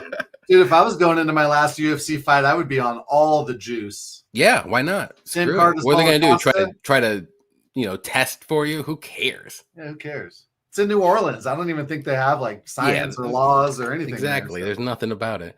Yeah. All right. Main card. Michael Johnson versus Daniel Zellhuber. Is it your turn or my turn? Might be my turn, actually. I'll go ahead and go, though. Gonna go with Daniel Zellhuber here. Youth. The experience will definitely be on Michael Johnson's side, but he's very inconsistent. I like Daniel Zellhuber a lot. I think he's very talented. He's got good striking. He's got good durability, good size, good power, good cardio. Like everything's pretty good. One of his losses, unfortunately, I think it was his UFC debut against Trey Ogden, and he was a little starstruck there. Didn't really do too much, which I was like, what the hell are you doing? Because this isn't you. And then he lost to Esteban Ribovics by split. That could have went either way. Epic fight. Could have been either way. I think he just lost at the very end, right? Didn't he get like rocked at the very, very end in round 3, if I remember correctly? Because that fight was like 50-50 all the way, I think, until that very end. He didn't like get dropped or anything, but he got rocked pretty good and like with like 20 seconds left, and that's what lost him. But Michael Johnson, maybe he lands a good shot too, but I think he's hoping and praying for a little prayer there. But I think Zellhuber wins. I think he can get a late finish on Michael Johnson, but I'm going to go with decision. And the decision prop's like plus money. It's like plus 175, which is kind of weird. He's minus 600 money line. I think he either gets a knockout or a decision, but it'd be a late knockout, if anything. I don't think it's going to be like round 1. So give me Zellhuber. I'm pretty confident he wins, though. What do you think? To me, Michael Johnson fights are pretty easy to break down. It's similar to the T-Rex story. Michael Johnson's always winning in round 1. And it's always like, oh my gosh, how did I not bet him as a dog? He's so talented. This guy's beating everybody. He beat Poirier, right? I don't know if he beat Gaethje, but he gave Gaethje a good fight. Like, Michael Johnson's got great wins. And you're always thinking like, man, how did I not pick him? He's a stud. He always wins round 1. Always shits the bed in round 2. He like falls off a cliff and you're like, who replaced you? Like, what happened? It's a little weird because it's not even like, McKinney just gassing. It's not like he completely gasses. No, it's like his brain turns off. Yeah. Like one of those. Like all of his defensive responsibility disappears. Weird. So I like Zellhuber. I was actually on Ribovics as a dog in that fight. I think Zellhuber gets a little tall in the pocket, and he's a little bit like a gangly baby giraffe. He's a little like too tall. That's Sam Patterson. Yeah, well, Patterson's been looking good. But true. Yeah, Zellhuber's got a little bit of that like wacky waving inflatable arm flailing tube man to him. He's just a little Gumby-ish. And so I think this line's a little wide when I think it's going to be a really close fight in round 1, and Michael Johnson has a chance to crack him. But I'm on Zellhuber. I would, if I was going to bet it, I'd probably bet it around 2 or 3 KO. Mm-hmm. I have Zellhuber in one parlay that plus 559 for 1 unit, just like a gentle 1 unit, not overly risky, not overly invested. That's how I feel about Zellhuber. I got him in one little parlay. Yeah. Yeah, the little sneaky prop that I like from Zellhuber, like I said, I like the decision prop. I think a lot of people are thinking maybe KO or late KO or whatever, but I think it goes to decision maybe. I think you're onto something. He's I know it's not the craziest number, like I said, plus 175, but yeah, I mean, in Zellhuber's 6 UFC fights, 4 have gone the distance, or I'm sorry, 5 have gone the distance, and 1 he choked out Christos Giagos. Yeah, and he does not have a chin like at all. No, and Christos has major cardio concerns. Yep. The Zellhuber Darce, I think I did bet his Darce prop against Prado. If you're going to bet the Darce, make sure you do the Anaconda as well. I might get to something like that depending on the odds, but yeah, I could see that happening. Let's see where am I at here. Of course, I didn't do Walter Walker heel hook. I didn't either. I thought it was a donation. I thought I bet the under 2.5 in that fight. That's what I did. Nice. I played Walker for plus 180 for 2 units. There you go. Which I usually don't hit underdogs for more than just 1 unit. Yeah, I'm pretty confident on him, but I'm just so pissed that the heel hook is like an auto bet. It's a must bet. It doesn't matter if it never hits again. Well, now it's not. Don't do it because he's not going to do it anymore. That's what I thought. You missed all the opportunity. That's what I keep thinking. Like after the second time, I'm like, I missed every opportunity to do it. I'm not going to do it. And then what about when he gets his 4th straight? And we're like, well, shit. We'll see who he's fighting. We'll see who he's fighting next. But Kennedy, there'd be a time where Kennedy didn't get tapped out by Paul Craig. Blah blah blah. I mean, Kennedy doesn't scream grappling concerns to you. Yeah, that's true. Jack Tripper says Dustin is on the secret juice for this last fight. I wouldn't doubt it. He said he wants to get jacked and tan once he retires. I don't blame him. Go. Justin, every football season the same for me. Get my new fresh, clean black Raider hat from Walmart. Wear it down to gray from the wet and sun. Get a new one. There you go. That's how you do it. You think we have a lot of opportunities for the over 2s this Saturday, like Allen and Vittori, maybe Ige Pitbull over. Yeah, I like all of those overs, actually. We'll get to the other one, but yeah, I like all those overs for sure. The one that would be a little bit sketchy would be maybe the Oliveira one, but I like the other 2 for sure. Pitbull's pretty durable. Ige's super durable. Ige just...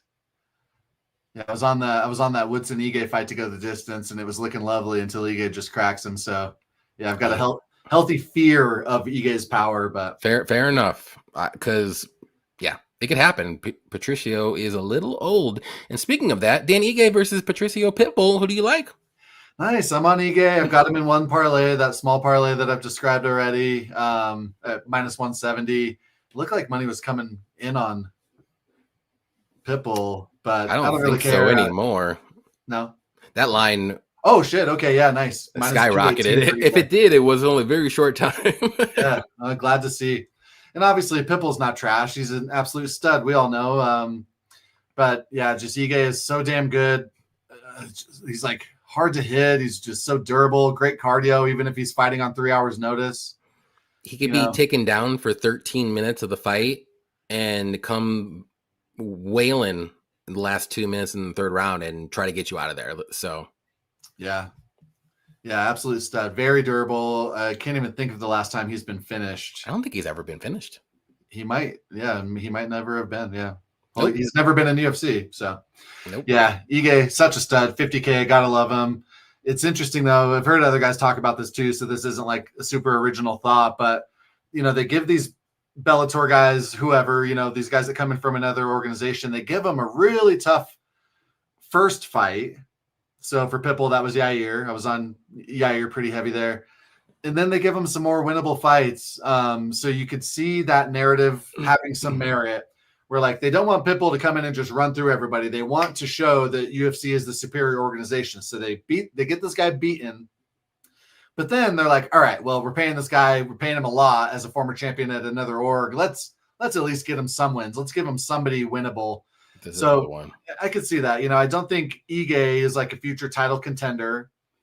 It would be, a pretty easy fight to sell if Pitbull ever did get to a title spot. So I could see like the business perspective and then the whole narrative nation being like, oh, the UFC wants Pitbull to win here.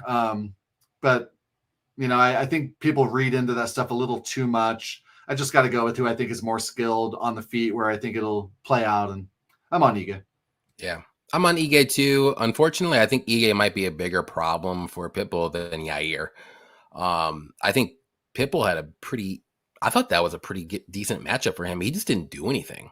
Like if you go back and watch that fight, like he did nothing. He kind of like did the same thing as Patchy Mix when in his first fight. Like he just didn't do anything. You're like, is this the Pitbull that I remember, or is he just getting old? Like one of those. I was like questioning it. Like, I mean, I picked Yair. I bet Yair. But Ige's not gonna like. I think he's gonna push the pace, dude. Like he doesn't give a crap who you are. And Pitbull's gonna need to use some wrestling, and I don't think he's gonna be able to do it for 3 rounds. He might be able to do it for the first round, but after that, I think the pace that Ige is gonna push on him, he's gonna have like a 6-inch reach advantage, which is pretty crazy because they're both kind of the same height. Yeah. Pitbull's 38 years old.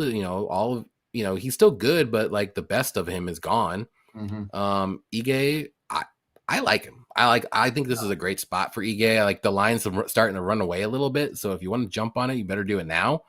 I think it's running away for a reason. I think earlier in the week it was a good grab. So give me Ige to win. I think this fight does go to decision. Both guys are super durable. Ige by decision prop, also a very good play as well. It's like plus 130, some pluses, and that's how he usually wins. Let's be honest. Yeah, I'm glad we're seeing it the same way. Ige just seems to get stronger and stronger as the fight goes on. He seems to find his range. You know, like the Sean Woodson fight's a perfect example. So yeah, really excited to watch this one. This one's got banger written all over it. I think this would be an awesome fight to just watch and not let a bet skew your enjoyment of watching it. You know, like it never skews me as long as Ige wins. Yeah, as long as I'm it just right. makes me feel like I'm smart. Yeah. Or really, really dumb. Yeah, absolute banger here, though. I mean, Ige, I just have so much respect for him. He won round 3 against Diego Lopez on 3 hours notice. Yeah. Right? Against like the guy who's just finishing everybody. The guy who people were betting on to beat Volk. Ige beat him in round 3 on 3 hours notice. Like, it's wild. Gotta love this freaking guy. Yep. 8-leg round 1 violence Goliath parlay, hoping for violence. I mean, there's at least 5 or 6 that I think could end in round 1 for sure. This card, it's insane. Lay it on us, Dream. Come on, baby. Yeah. Don't tease us. Don't tease us. Show us. Don't go Connor though. Yeah. Ige is going to show that there's levels of this game. Ige for the win, fight of the night bonus. It could be for sure. I like it. I like Ige for the win for sure though. Pitbull. Such a good point here. Pitbull said he started slow because he's used to 5 rounds. Okay, well, you got to figure that out. Such a good point. Yeah, and it's not good enough for Pitbull to just say it. Like he needs to prove that he's going to come out as a faster starter than he has in the past. Yep. Ige should win unless Pitbull really worry losing and will wrestle Bryce Pitbull. Yeah, he's going to have to use some wrestling in this fight if he wants to win. I don't think he's going to be able to win all the striking exchanges. I think Ige is going to be the better striker for sure. I think he is. He might not be the best, like overall, like well-rounded guy, but I think Ige is going to be the better striker. What's interesting is a lot of UFC fans don't know like Jeremy Kennedy and Adam Borix. Everybody knows AJ McKee. Yeah. Like the wins that Pitbull has gotten in the last few years, even on the wrong side of 35, are really impressive. But man, that Ryzen guy knocking him out in a half a round, it gives me some concerns on the decision prop here. That's true too.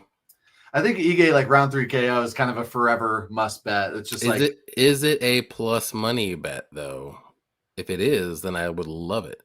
Which one? Like round 3 or decision minus 115. You might be able to get it on FanDuel a little bit better than minus 115. Those round 3 decision props are super sharp a lot of times. I like it. I like getting those. Might be one where I go for a risky prop. You know, like a plus 1500 type of. Yeah, I love Ige's ability to find that range as the fight goes on. Yeah.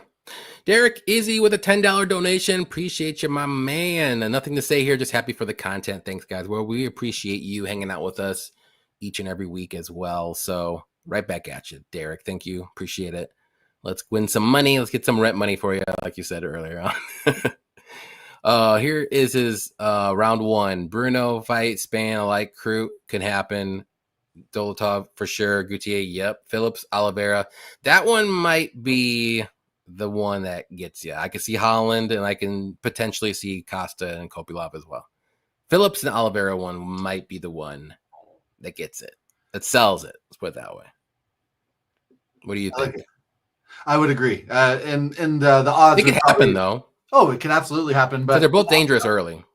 and like we're not going out on a limb probably by saying that's the riskiest leg. I'm sure the odds would agree. Like I'm sure Yeah, that's the juiciest odds on that whole parlay. I like it though. Good luck, Dream, for sure. Yep. Goliath parlays makes a bunch. Yep.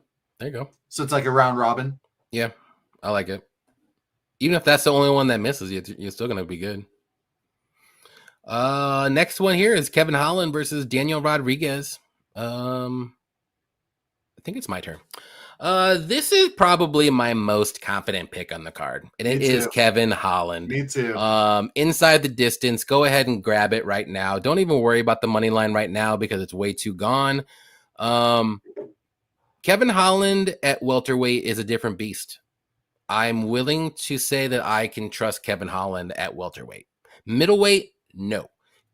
Bet against him every time. He can't do it. Welterweight, I like it. I like what I see. He gets a lot of finishes. He goes in there hungry. He's quicker. I don't know. He's just a totally different fighter at welterweight. Daniel Rodriguez, I mean, I don't want to like poo-poo on him or anything, but he's a good striker. But he's hittable. He can be put out. He can be taken down, and he can be submitted, and he's not very dangerous. Yeah, he was able to knock out Ponzinibbio, that stupid butthole that was winning that fight until it happened. But yeah, that was his first finish in forever. Mm-hmm. Preston Parsons in 2021. That was his last one other than Ponzinibbio, who doesn't have a chin anymore, and I'm never going to bet him again after that. But Kevin Holland is super durable. He's super hard to hit, and got to go Kevin Holland here. He's going to be more athletic. He's going to be younger. I think he he legitimately is talking about a title run. I really think he wants it, and I've seen it. I've seen it in his couple last fights at welterweight. So I'm riding the hot hand. I think he gets a finish. I think it's going to be, maybe second round. That's when he usually gets most of his finishes. So I'll go second round. I always want to go inside the distance for Kevin, though, because it's if you do sub, it's going to be KO. If you do KO, it's going to be sub. It's one of those guys that you just want to just do inside the distance, no matter how he does it. So you could find it pretty close to, like minus 140 range. There's a couple books you might be able to get minus 125, throwing that out there. But Kevin Holland inside the distance, my most confident pick and play of the card. What do you think? Agree. Yeah, he's my most confident pick. I've got him parlayed up pretty heavy already, and I'm going to continue to parlay him. It's a little scary, of course, because we know he's a goofy guy. He's funny. He likes to be a little nonchalant. He doesn't, kind of like NBA players at the All-Star game. He thinks it's cool to not care too much. Yeah. He's made some suspect decisions. He's the guy who took down Brendan Allen and proceeded to get tapped out right away. He's the guy who led up Wonder Boy, proceeded to get pieced up. So like his decision-making leaves a lot to be desired. But I just think he's so much more talented, faster, more dangerous. Live for a Darce choke here. He loves getting those because he thinks it's funny. So it's, he's not like the best guy in the world to put all your faith in, but I'm going to be even heavier on him a couple days from now than I am now. There we go. We learned on a previous show that D-Rod is capable of winning in round 3. Thanks, Derek. Thanks for reminding me. Not this time. I'm gonna put my foot down. Johnny K stamp of approval. If D-Rod wins in round 3 in this fight, I'm never gonna bet against him. I'm always gonna be throwing a D-Rod round 3 bet out there. An auto bet. There's only like 3 or 4 fighters. Every time I will throw a round 3, and he will be one of them. So unreal. I can't believe he did that. Kevin, by shitting on. He said today he has a gentleman's agreement with D-Rod like he did with Wonder Boy. That's fine. That's totally fine. I mean, I don't really think Kevin's wrestling is all that good. He's got good grappling, like offensive grappling. That's about it. Like, and then most of the time when he gets those chokes and stuff, it's because he rocks them and he gets the Darce choke. So that's probably what's going to happen. Even then, Kevin is way faster and it's harder. Agreed. And he's going to be longer. He's going to have like a 6-inch reach advantage. No, 7-inch reach, 2-inch height. Yeah. So, yeah, I don't fully trust D-Rod's chin. I know he looked better against Ponzinibbio, but I don't trust it that much. Yeah, and just his speed, just everything, I think he's pretty shot. Yep. We got the co-main event. We got Paulo Costa versus Roman Kopylov. Who do you like? I'm pretty confident in Roman. I parlayed him up in previous weeks, but the parlay died, so I didn't have anything. Reparlay them up. Yeah, I was trying to like get in on him early, so because I was pretty confident on him already. I bet Roman pretty heavy against Cesar Almeida. Like I've been a Roman guy, but I'll tell you, his cardio concerns have scared me a few times. So, Costa's pretty damn durable. Also has some cardio concerns. So we could see a finish late here, but I'm picking Roman decision. I've got him parlayed up pretty heavy, equally heavy as Carly Judice. What a world! What a world we live in. How about that? Yeah, I just think he's so much better and faster. He's becoming more and more well-rounded. Those cardio concerns are a real challenge, though. Yeah. Kopylov does slow down a little bit, but if you look at some of, go back and look and see when some of his finishes were. Round 3 against Chris Curtis, late round 2 against Josh Fremd, round 3 against Alessio Di Churio, whatever you want to say. I mean, I know these guys don't scream good guys, but he does have some finishes late, and Costa's always been that guy where he's super dangerous early and then he just fades. Like his volume fades. He's super durable, but he just fades with his volume, and you can push him backwards and he kind of just, survives until the round ends. One of those things. And you just can't trust him. I can't trust him. You shouldn't trust him. I can trust Roman Kopylov because he's been looking really good lately. Unless he's fighting a super dominant grappler, then you definitely don't want to bet Roman Kopylov. But this is going to be a striking fight.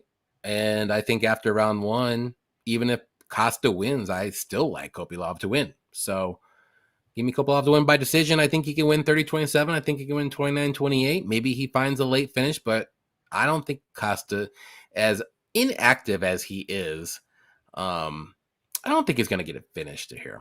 It would have to be some kind of high kick, something he just doesn't see, one of those things, which Roman can do, but I don't think so. But I agree. I think I know he's going to be landing more shots for sure. It's going to be Roman. Yeah, no doubt. I think Costa kind of avoids the firefight a little bit. I think Costa is fine losing a decision. He back before the Izzy fight, he loved the firefight. I mean, he went into the fire with Romero, and he came out ahead. But after that Izzy fight, he's a totally different guy. It's weird. Yeah, getting humped will do that to you. They'll do it. But yeah, I like Kopylov here too. Decision prop. Pretty confident he wins this one. Let's go. Not my most confident, but main event. If you haven't hit that like button, please hit it right now before we get here. And I'll start it off, and I will say, "Shine bright like a diamond." I already said it. Who I thought was going to win? It's Dustin Poirier. I mean, this fight's going to be fun. It's going to be close. I don't think Dustin's going to come out and dominate. He is 2-0 against Max. I'm going to throw that out there now. But everything just lines up with Dustin for me, I think. I think he's the kind of guy where he's not going to go in there knowing, not like a Lauren Murphy, if you will, like last time. Oh, this is my retirement fight. I don't care if I lose. No. He wanted to fight somebody good. He wants to beat somebody good in his hometown, and he looks shredded already. He looks better than he did in his other fight, and he's ready for it. And I think he's going to hit a little bit harder. Yeah, he's not going to probably throw more volume than Max. Max is very hittable though. Let's not forget, very hittable, but he does throw a ton of volume, but he is hittable. But if Dustin can land some good shots, that could steal him some rounds. Maybe get some wrestling going. He can get something going, but Max isn't going to be shooting. He's going to be just straight boxing. That's what he does. And that's great. Cool. But I think Dustin's the more complete MMA guy. I think he's going to want to go on top. So I got to go Dustin at plus money. I think this fight's dog or pass, personally. If you're going to bet it, this is how close this fight is. But I'm going with my gut. The gut says Dustin finishes his career on a win. It never happens. It's going to happen this time, though. What do you think? Yeah, and kudos to him for going out before it's too late, Yeah. 36, right? 37? 36. So big fan of both these guys. And their second, I am too. their first fight, Max was just way too young. Their second fight, Max was like undersized. He was still a featherweight that was coming up to kind of try to become double champ, right? Like win that interim belt. And Poirier was just a little too durable, a little too heavy, and like he was just walking through Max's punches in a way that Max wasn't used to. So Max was putting volume on him, but Dustin is still just walking forward, throwing that really nice technical boxing. I could understand folks that are like, hey, I want to see Max's chin before I bet him again, right? But I really don't think Max's chin's toast now. He'd taken a damage throughout his career with no concerns. Ilya's just different. Trust me, I know. Yeah. So it's, I kind of give him a pass for lack of a better term. And I'm not worried about that too much, but you have to look at it that way a little bit too. Consider it. Yeah, no, it's something to keep in mind. And, but I tend to agree. It's kind of a dogger pass thing. I bet Max for 2.1 units when he was minus 105. There you go. So I'm glad, that at least I didn't get the line movement wrong. I also got the over, or I got the fight to go the distance at plus 104 for 2 units. Now it's like minus 135. Yeah. I like that too. So yeah, I think it's going to be, I'm going to parlay these, or maybe parlay, but I'm going to bet their significant strikes. I was trying to say I'm going to ladder over. I'm going to ladder the overs on their significant strikes. I like that too, for sure. And can't wait to watch it. But yeah, I think Max is just better. You think he's better? I think he's better. Yeah. And I was on Max as an underdog against Gaethje. I was, was I? Yeah, I was too. Yeah. I was on somebody's show. Maybe it was with you. Maybe it was like with you and Cody. I can't recall. Those, like, I always like to compare Justin and Dustin, like, as fighters, because they're very similar in a way, but not really. And I know, like, Max beat Justin, and then, Justin beat Dustin. And it's like a trip, like a whole little circle thing here. But that head kick was fluke. Let's be honest. It was fluky.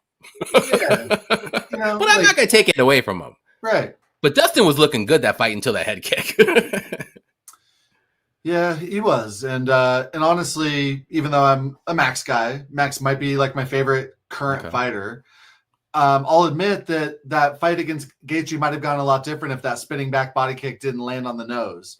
Gaethje was toast from True. It broke it. It was the very end of round 1, I think, where he hit him with that. And he was not the same that whole fight. Nope. You're after right. that. So, who knows? Like that Justin and Max fight might have been a whole lot closer if that kick didn't land. So yeah, it's going to be a very close fight as the line would indicate. I do understand the concerns that folks have is like, okay, well, is Dustin training as hard for this fight? Is he trained for Islam? It sure looks like it. Yes. I don't know. Like it'd be tough to assume that he was. Like he's always in great shape. So I don't know. It's going to be an absolute amazing fight. I think it's Max by decision with high volume striking both ways. Yep. And I'll be sad if anything else happens besides that. That's true. Yeah, but when they fought last, they went 5 rounds. Max had 181 total strike or significant, and Dustin had 178. So they are both neck and neck with the volume at the end, anyways. Yeah. So I think it's going to be a close fight either way. Like, I mean, I'm not blaming anybody for picking Max. It's a 50-50 fight. Like I said, dog or pass. Anybody you get plus money on is the right bet. And you're just hoping your guy hits. I was thinking about parlaying some alternate overs too. I don't like to get like too heavy on an over. I'm already on the fight to go the distance, but you know my style. I like to parlay a bunch of fights to start round 2. I've definitely got some alternate overs in mind for this one. Each of Max Holloway's last 17 fights have started round 3. That's freaking wild. I like that one for sure. In the fight to start round 3, minus 500, minus 450. I was even going to say over 2.5 should be pretty safe. The thing about the halves versus the fight to start around, for men's fights, it's a little risky because men get finishes at the beginning of a round when they're fresh, whereas women get the fight at the end of the round after wearing the other girl out. True. So like on women's fights, I would go like over 2.5, not just because they go the distance, just like in terms of choosing between a fight to start round 2 versus, the over 1.5, these guys come out of those breaks, the beginning of the round with their full power and energy. So for that reason, in men's fights, I usually go with a fight to start as opposed to an over half. That makes sense. I don't really think about it that way, but it does make sense. I like it. I mean, it's all witchcraft, so. Yeah, whatever works though. I mean, you got to go with your gut. You got to, any trend that you like, any auto bets that you always like, just whatever works, just roll with it. Don't even try. Just do it. It's another interesting trend that's contradictory to that Max Holloway last 17 fights starting round 3, which is freaking insane. Like, I find this actually hard to believe, but Dustin's last 7 fights have not gone the distance. Is that even accurate? I think so, actually. Or a lot of them haven't. Yeah, I don't even remember the last time he went to decision. Dan Hooker, that epic. Oh wow! That's amazing. That fight went the distance. Well, I mean, okay, let's just go through them real quick. Conor was washed up when he came back. So that, and then the broken foot for that was a pretty easy one there. Oliveira is gonna Oliveira. Michael Chandler goes out there and goes for it. Justin always, that's the head kick. Benoit Saint-Denis gassed. Islam is Islam. And that was close. That one almost made it, but it didn't. Yeah, which I was very happy that it didn't, because I had this one by sub and I'm like, this is insane. And then it happened. I'm like, okay, thank you. What happened? That crazy takedown, this kind of single leg sweep takedown was wild. Yep. But yeah, this fight's going to be fun. Hoping for the best for both. I don't think no one's going to get knocked out or anything. So honestly though, I think if there's a finish, I think Dustin finishes Max. I do. Yeah, I would. It could be by a crazy sub though. That's the thing. It's not just you. Everyone always thinks you're not going to knock out Max. Well, it might be a sub. He subbed him before. Poirier has such tricky jiu-jitsu, and that Michael Chandler finish. Chandler was about to take his back, and they're falling to the ground, and just this sneaky little job by Poirier to get the hook off his hip. I remember that. Lands on top. It was all in the motion, this fluid move moment, and it looked like Chandler's about to have his back, but one little flick of the foot and Poirier lands on top, proceeds to take his back. Poirier is freaking amazing. Underrated jiu-jitsu for sure. Yep. So I think you're probably right about that if somebody gets a finish, it might be Dustin, maybe even Dustin finish only props. So if the fight goes to decision, the bet voids or the leg voids. Let's see what that's going to be. Those minus 140. Interesting. I've been really liking those, and I've been parlaying the hell out of those, and it might be a plus 800 parlay that after some voids, it's only plus 200. Yeah. But I actually haven't missed one of those in a while. I was calling my Hove hitter void parlays. Typically they're a little safer line than the Dustin one. It's Rose Namajunas by sub only, and DraftKings has all the props. You could do round 1 only, KO only, submission only. Whereas FanDuel only has the finish only. Dustin by sub only is minus 195. That's free. That's a free roll. It's free roll. I do. So that's funny. I encourage people to look at those. Yeah. And then, I'm really hoping for some high volume striking in the first fight and the last fight. I'll be lovely. Significant strike props are the way to go for this fight for sure. Just for fun. Just go ahead and throw them in there. I wish I was gonna ladder Royval versus Van. I didn't, but that fight was so fun, dude. Oh, so fun, and we all knew it would be. Yeah, but man, they both landed 200. I was on both of their overs for 4 units, and I don't bet props that heavy, Yeah, I like the over.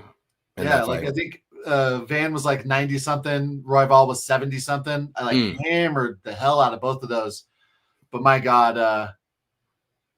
I really wish I laddered it.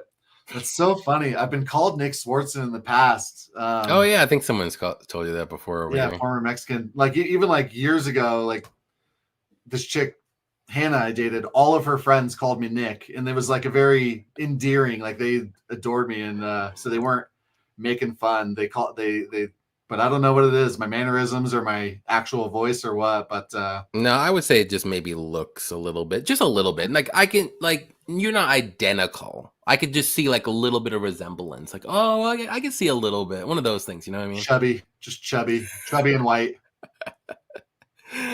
Not because of that, but I was confident on Couple Up, but now I switched sides. Okay. I think my girl going for Daniel heard her say to her homegirl Saturday she can't wait for D-Rod. Guess she's gonna watch it at a hotel when she's out of town. I had to sprinkle Dustin sub just in case. Yeah, you never know. BMF title fights haven't went the distance yet. Shout out to Liam on Beat the Line yesterday for that. Okay, that's true. I mean, it almost did though, right? Like 2 seconds left or whatever it was. Yeah. Derek said, I bet on Max the first 2 times they fought. I'll be betting him again. Third time, 3 in a row is tough, even with all the momentum of retirement. Yeah, you might as well keep riding it. Dustin's shredded. Should be a great fight. Yes, sir. Dustin even said today Max looks filled out this time. Yeah, he's definitely filling out a little bit more for this time. I just don't know what the power is there, though. You know what I mean? Got to go with Diamond as well. Him and I are a lot alike. We got the same body and everything. Kiwi, what's up, Kiwi? What are you saying, Johnny? They are both inbred white guys. Who? Talking about Dustin and Justin. Oh, yeah. They are. A little bit. Yes, sir. Sure, Kiwi, sure. It is what it is. Maximus Holloway. Dustin by sub, but not jumping guillotine. I also think Max is 0-5 or rematches, 0-3 versus Vulcan, 0-2 versus Diamond. That's a fact. Well, I guess that'll only be like Max's number. I guess he's 0-3 in rematches. Yeah, I guess if you have Max's number, he can't beat you. The first fight doesn't count. The first fight's not a rematch. Yeah, it's true. Hope he will be the first fighter to go in 3 and 2 trilogies. That'd be wild. I wish 365 had fight starts. Me too. They don't, but so some books it's called like fight completes round 1 instead of they don't even have that. Okay, because like Bovada, yeah, I've seen that before though. You know what's really interesting on FanDuel, if you're doing these, you got to look. They've got the fight to start round 2, which is same game parlayable, but then they've also got outcome of first round, fight starts next round. And it's always better odds. But you can't same game parlay it. But I don't really same game parlay those anyway. I'm looking for 3 or 4 of those. Yeah. So make sure you guys look at those. The outcome of round 1 is often the way to go on FanDuel. I've been like FanDuel actually has always been crap for like money lines and stuff, but they have really good props that I've been like actually using more FanDuel instead of like DraftKings and other stuff. For props, yeah, FanDuel almost always has the best odds. Sometimes Hard Rock, which I don't have access to. Yeah, I have Hard Rock. That's another place I always look at. If I look at FanDuel and the Hard Rock and see who has the better one. Most of the time they are linked up, but sometimes one or the other has a little bit. I'm like, okay, thank you. Yeah, FanDuel's smart. They know how to they know. Don't touch their money lines though. Plus 1,600 instead of plus 1,400. Who gives a shit? These idiots are gonna parlay it up anyway. True. No, FanDuel knows what they're doing for sure. Barry, what's up, Barry? Remember when Bisping called out Max for looking like crap? The fact that there was no reason for him looking bad was always a suspect to me. Under 1.5 in the Gutier fight ends round 1. Yeah. That is interesting. It kind of highlights what I was talking about. These guys are very live for a finish at the beginning of round 2 when they come out fresh. Mm-hmm. Trevor, what's up, Trevor? I think Max will snag it. He definitely can. President. I don't know what that is. Is that a little gorilla? Be there, my ass. Rig it. Okay. It's Poirier. Elijah, when I love it, seems line bit off. Let's see. Johnny rocking the New Zealand mustache, not in right now. They're doing bad. Am I rocking the what? It's not bad. It's not bad. I think it's okay. Come on.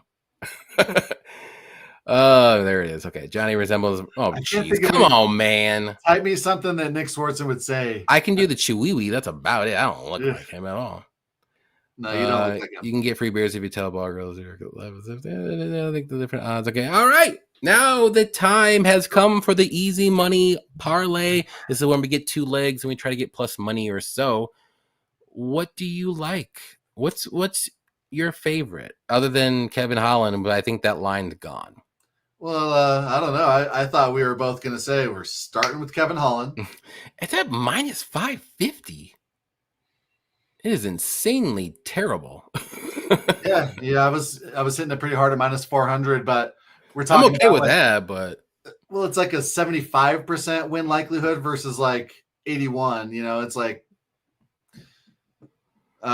let's see what we could do. Do you like Kevin Holland -3.5 spread? yes, 245. That's even better. yes, sir. Now we just gotta find something remotely close to that. I think Kopylov makes it -101. I'd be very confident in that parlay. Yep. We could go like crazy chalky. I don't think Jackson McVay is going to win here, even though I made a case for him a little bit. If we did, we could do Gautier. Is there any over unders you like? So, yeah, we could look at those. The fight to start rounds is always trash on DraftKings, but FanDuel doesn't have like the traditional over unders. So I would say Vettori, Brendan Allen, but -345 for a middleweight fight is unacceptable. It's rough. Let me look at. I'm leaning towards like a Poirier Holloway alternate over. Okay, we could do that. So like over 2.5. What's 2.5 at? -280 or -380. 380. 3.5 is 220. What starts round 3? I'm gonna take a look at FanDuel while you're looking at that. Round 4, 280. Dang it. Ooh, PFL. Fucking slaughtered PFL 2 weeks ago. Thank God. Is PFL tonight? Saturday morning, strangely. Oh, wow. That's weird. I'll watch it then. Good. Yeah. Yeah, I love that. I got nothing to watch on Saturday. It's good. Saturday morning stuff, yeah. All right, so I'm looking on FanDuel for some overs on Max and Dustin, seeing if it's better. They usually are. And so, who was it? We can't do Kevin Holland -3.5 though over there. Yeah, you're right. Yeah. That's the only thing.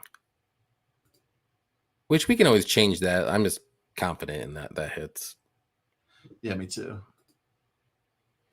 All right, maybe I'll say FanDuel for the beer money.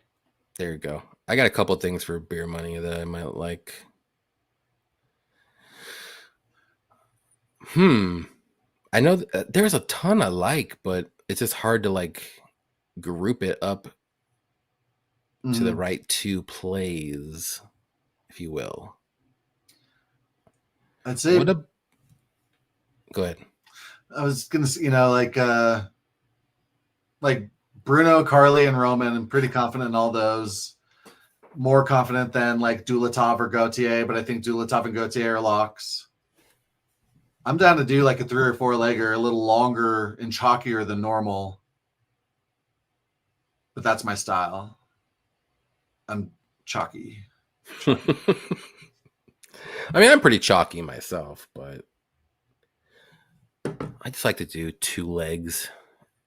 We could take advantage of this Vinicius line movement. He's only -148.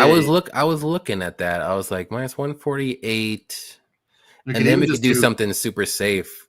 Like Holland money line and Vinicius money line. Yeah, it's -102. I might be able to find it somewhere a little bit better too.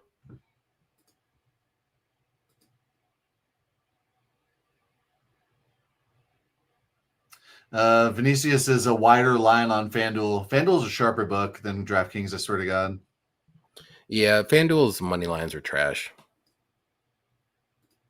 It's the props that's what you go for sure. Any prop that you want, just their money lines are you just stay away. For favorites, yeah. If you're on dogs, it's a good spot, but what if we do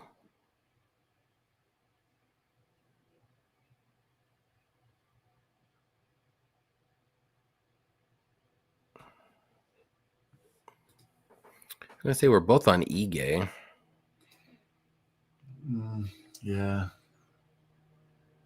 I'd be more comfortable with like more chalky stuff than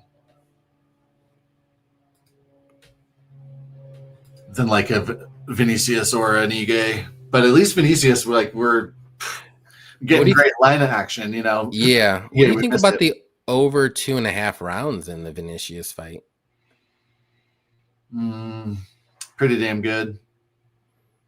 Because we could do Holland the spread and over 2.5 in that fight, and that's plus 102. That's it. Because I don't think Vinicius will, but there's always that little chance. But yeah, Kyler's never been finished. I don't think Vinicius has ever been finished. Maybe once if he has. It was a while ago. Yeah. No, that parlay is hitting. At plus 102. That's a hitter for sure. Let's see. Yeah, it's been, well, in 3 of Vinicius' losses, he's been knocked out. But he hasn't been knocked out since 2022. And Kyler, I don't even remember the last time he knocked anybody out. Yeah. I don't see that coming. Since 2020. And it was Cameron Elsey or Else, whatever. Yeah, I like that. Let's do that. I'm down with that. Plus 102. Yep. Word. We got Holland minus 3.5 plus over 2.5 rounds.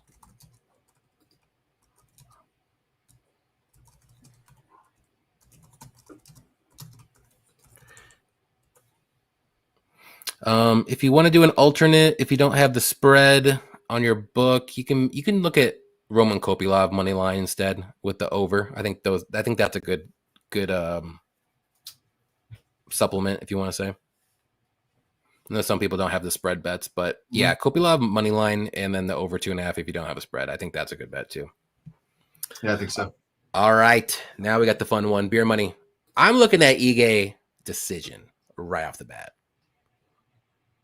I want that one. I want it. Or we can maybe do round 3 decision. I'm looking on FanDuel and see what it is though.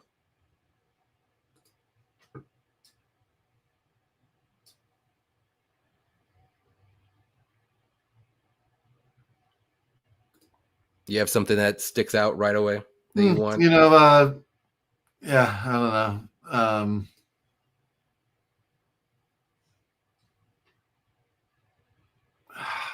Yeah, I'm struggling for like super confident props.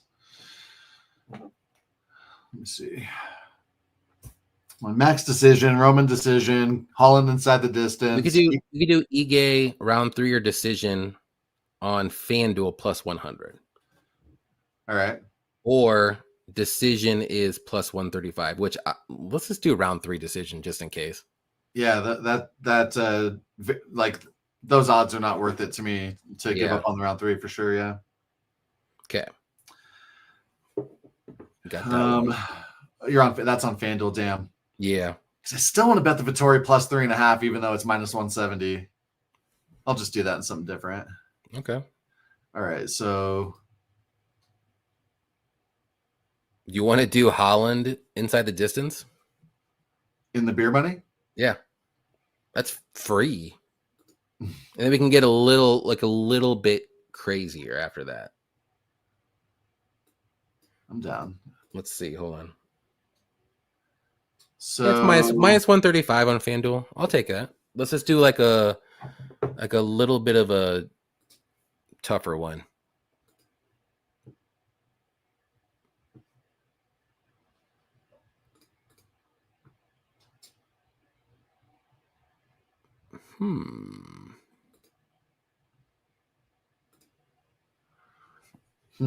Interesting. I mean, I like Zellhuber decision, but that's just me. Yeah, I just can't trust Michael Johnson, but Zellhuber's not a great finisher. I'll ride that with you. Wonder what the round 3 decision is. Yeah, plus 170 is good enough for me for a minus 600 favorite. Yeah, plus 170 for just a decision. If you want to get a little bit safer.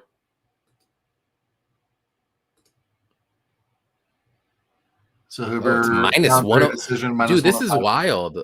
Like it's minus 105 for round 3 decision or plus 170 for a decision. Like that's completely like crazy. Like the Ige was 35 cents different. This is like 75.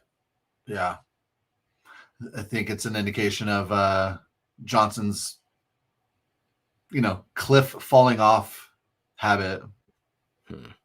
You know what? I think we need to get a little bit crazier. I think we need to get crazier than that. Go like Crute submission. The chat was saying, where's the Crute love? Only plus 170, damn. I know. I wish it was better than that. That's the thing. Because if that's the case, I'll just do Zellhuber by decision. I feel a little bit more confident in that. Mm-hmm. Just because I don't trust Crute to do what he needs to do. He should, but I don't trust him. Oh, yeah, definitely agree with you. What's Vittori by decision? It better be like plus 350, plus 280. That's not bad. Yeah. You want to do that? Want to get a little wild? That's like a woman's line. Like for a plus 180 dog to be plus 280 by decision at middleweight is wild to me. That'll bring it to 12.22. We're both on Vittori. I like it. So it's Vittori points, Zellhuber points? No, we got Dan Ige round 3 or decision, Holland inside the distance, and then Vittori by points. I think if they win, that's how they win, all 3 of them. Yeah. The Vittori points makes it risky, obviously, but if it goes to decision, he has a chance. Yeah, for sure. Actually, he probably has a better chance of winning a decision than Allen, let's be honest.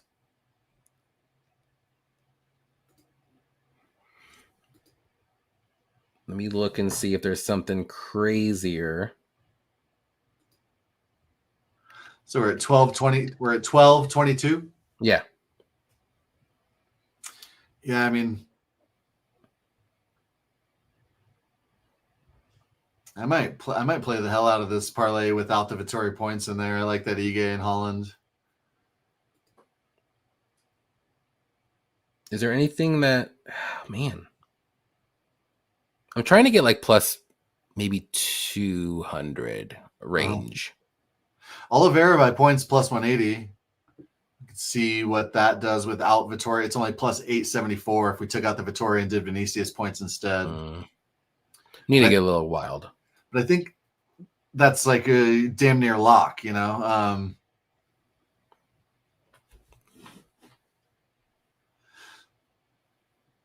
we did Vinicius points, Ige round 3 decision, Holland inside the distance, then we could like pick a chalky favorite to plug in and it'll be plus 1,000.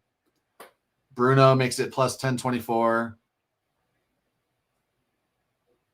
Gautier plus 1048. I'd rather do Vinicius points and a big favorite than Vittori points. Poor Vittori. Okay. What's the difference? Hold on, I'm looking right now. Never mind. 180 or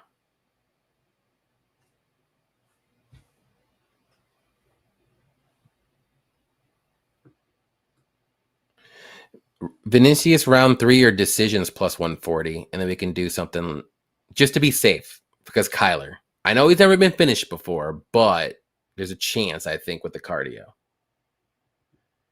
I like it. And then let's throw in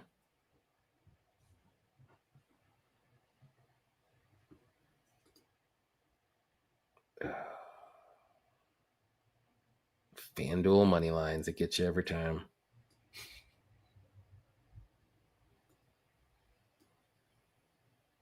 Well, I guess we're starting to double up on our legs already. So if we're on the Vinicius over. Oh, yeah, I forgot about that. Yeah, and then Holland inside the distance and minus 3.5 are pretty similar. Yeah, but I really like Holland inside the distance. Like that's one of my favorite bets of like this week too. So yeah, me too. Fuck it. How about we do this? We're gonna take out Holland, even though it's free. We're gonna keep Vinicius.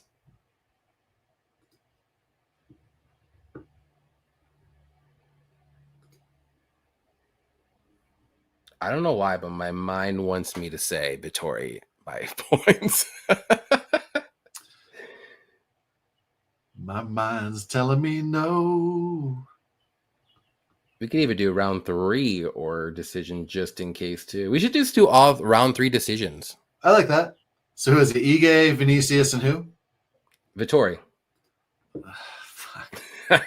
You're like, I was there. I was with you until. Yeah, like Vittori plus 3.5 is what we should be on, even though it's chalky. 15-32.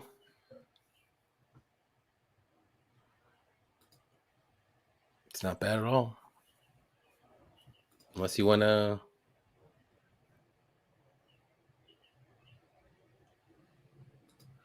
I like that. It's plus 1,500 parlay with only one leg. I don't feel incredible about. It's about as good. You're always gonna have one that you're not. You want to get like two, you want to hit 2, and then the one is just a little sketchy. And you're like, let's hope it hits. If it's gonna hit, this is the way it hits. Round 3 or decision for Vittori. At least if he's losing round 1 and 2 and he's down 2 rounds, he has 1 round to finish Allen. I feel comfortable. He could finish Allen in round 3. There's a chance.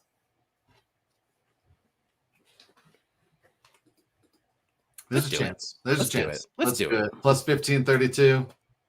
Yep. Very nice. We're right on. Well, Johnny's typing. I'll say my thank you to the go ahead. You guys got the best chat every week. Dream is in here every single week. Dixon is in everybody's chat every single week. This guy's supporting all the shows. All of you guys are awesome. So appreciate y'all being here and keeping it so fun. We were on here 2.5 hours and it flew by. Yes, indeed. Tell everybody where they can find you though, too, as well. Mostly on Instagram. We've got a Twitter, but I never go on there because I never think about it. But on Instagram, we got the picks every week. We put out the fight graphic card, which I've been sitting on because, God, I like to post on Instagram in the morning because you get way more likes. And then I work all day. And then at like 5 o'clock, I'm like, shit, I keep forgetting to post my graphic. But anyway, we do the graphic design so that people can make their picks on the fight card. You don't have to appreciate it. Yeah, you don't have to wait until noon on Saturday for Bum-Ass UFC to put out their card or go to UFC Korea to fight. You don't have to use a janky one. You can always use our card to make your picks on. Pretty good picker. Pretty good better. Pretty nice guy. And here for the one of the best. For the fun. One of the best. That's why I have you on. Appreciate you. I don't have on just anybody. Come on. That's right. But appreciate everybody hanging out with us for a little over 2 hours. Also, if you want to go check out my Patreon, I'm doing my UFC Survivor Season 5 signups. Don't tell them. Free. It's for free. So just go there, become a free member. If you want to support there, that's also cool, but you don't have to. And it's free. And you win a prize at the end. Usually it goes for like at least 2 or 3 months. Like people are pretty into it. So I want to try to get at least like 30, 40 guys. I think so far we have like 15, maybe 20 close to it. But, we have all week. So people like to wait until the last minute and see everybody on the scales too. So I'm sure there's gonna be a flood of people coming, but definitely check it out. It's in the comments below. Not the comments, I'm sorry, in the description below. You can click on that link right there. Just go to it, sign up, be a little free member. You don't have to do anything. And then just pick your fighters, read the rules. Please read the rules. I know it's a lot of rules, but it's really easy. Trust me. I'll help you out if you have any questions. So I'm a nice guy like that too. It's a must. Got to get in that. Yes, it's fun. Yeah. So if you want to get into it, go ahead. Just let me know. I'm trying to win. I'm trying to win it. That's right. All right, guys. Take care. Good luck on your picks. Good luck on your bets. Have fun. It should be a fun card. And let's come back next week, and then we can just say how much money we won. It's great. I love it. Looking forward to it. Thanks, buddy. No problem.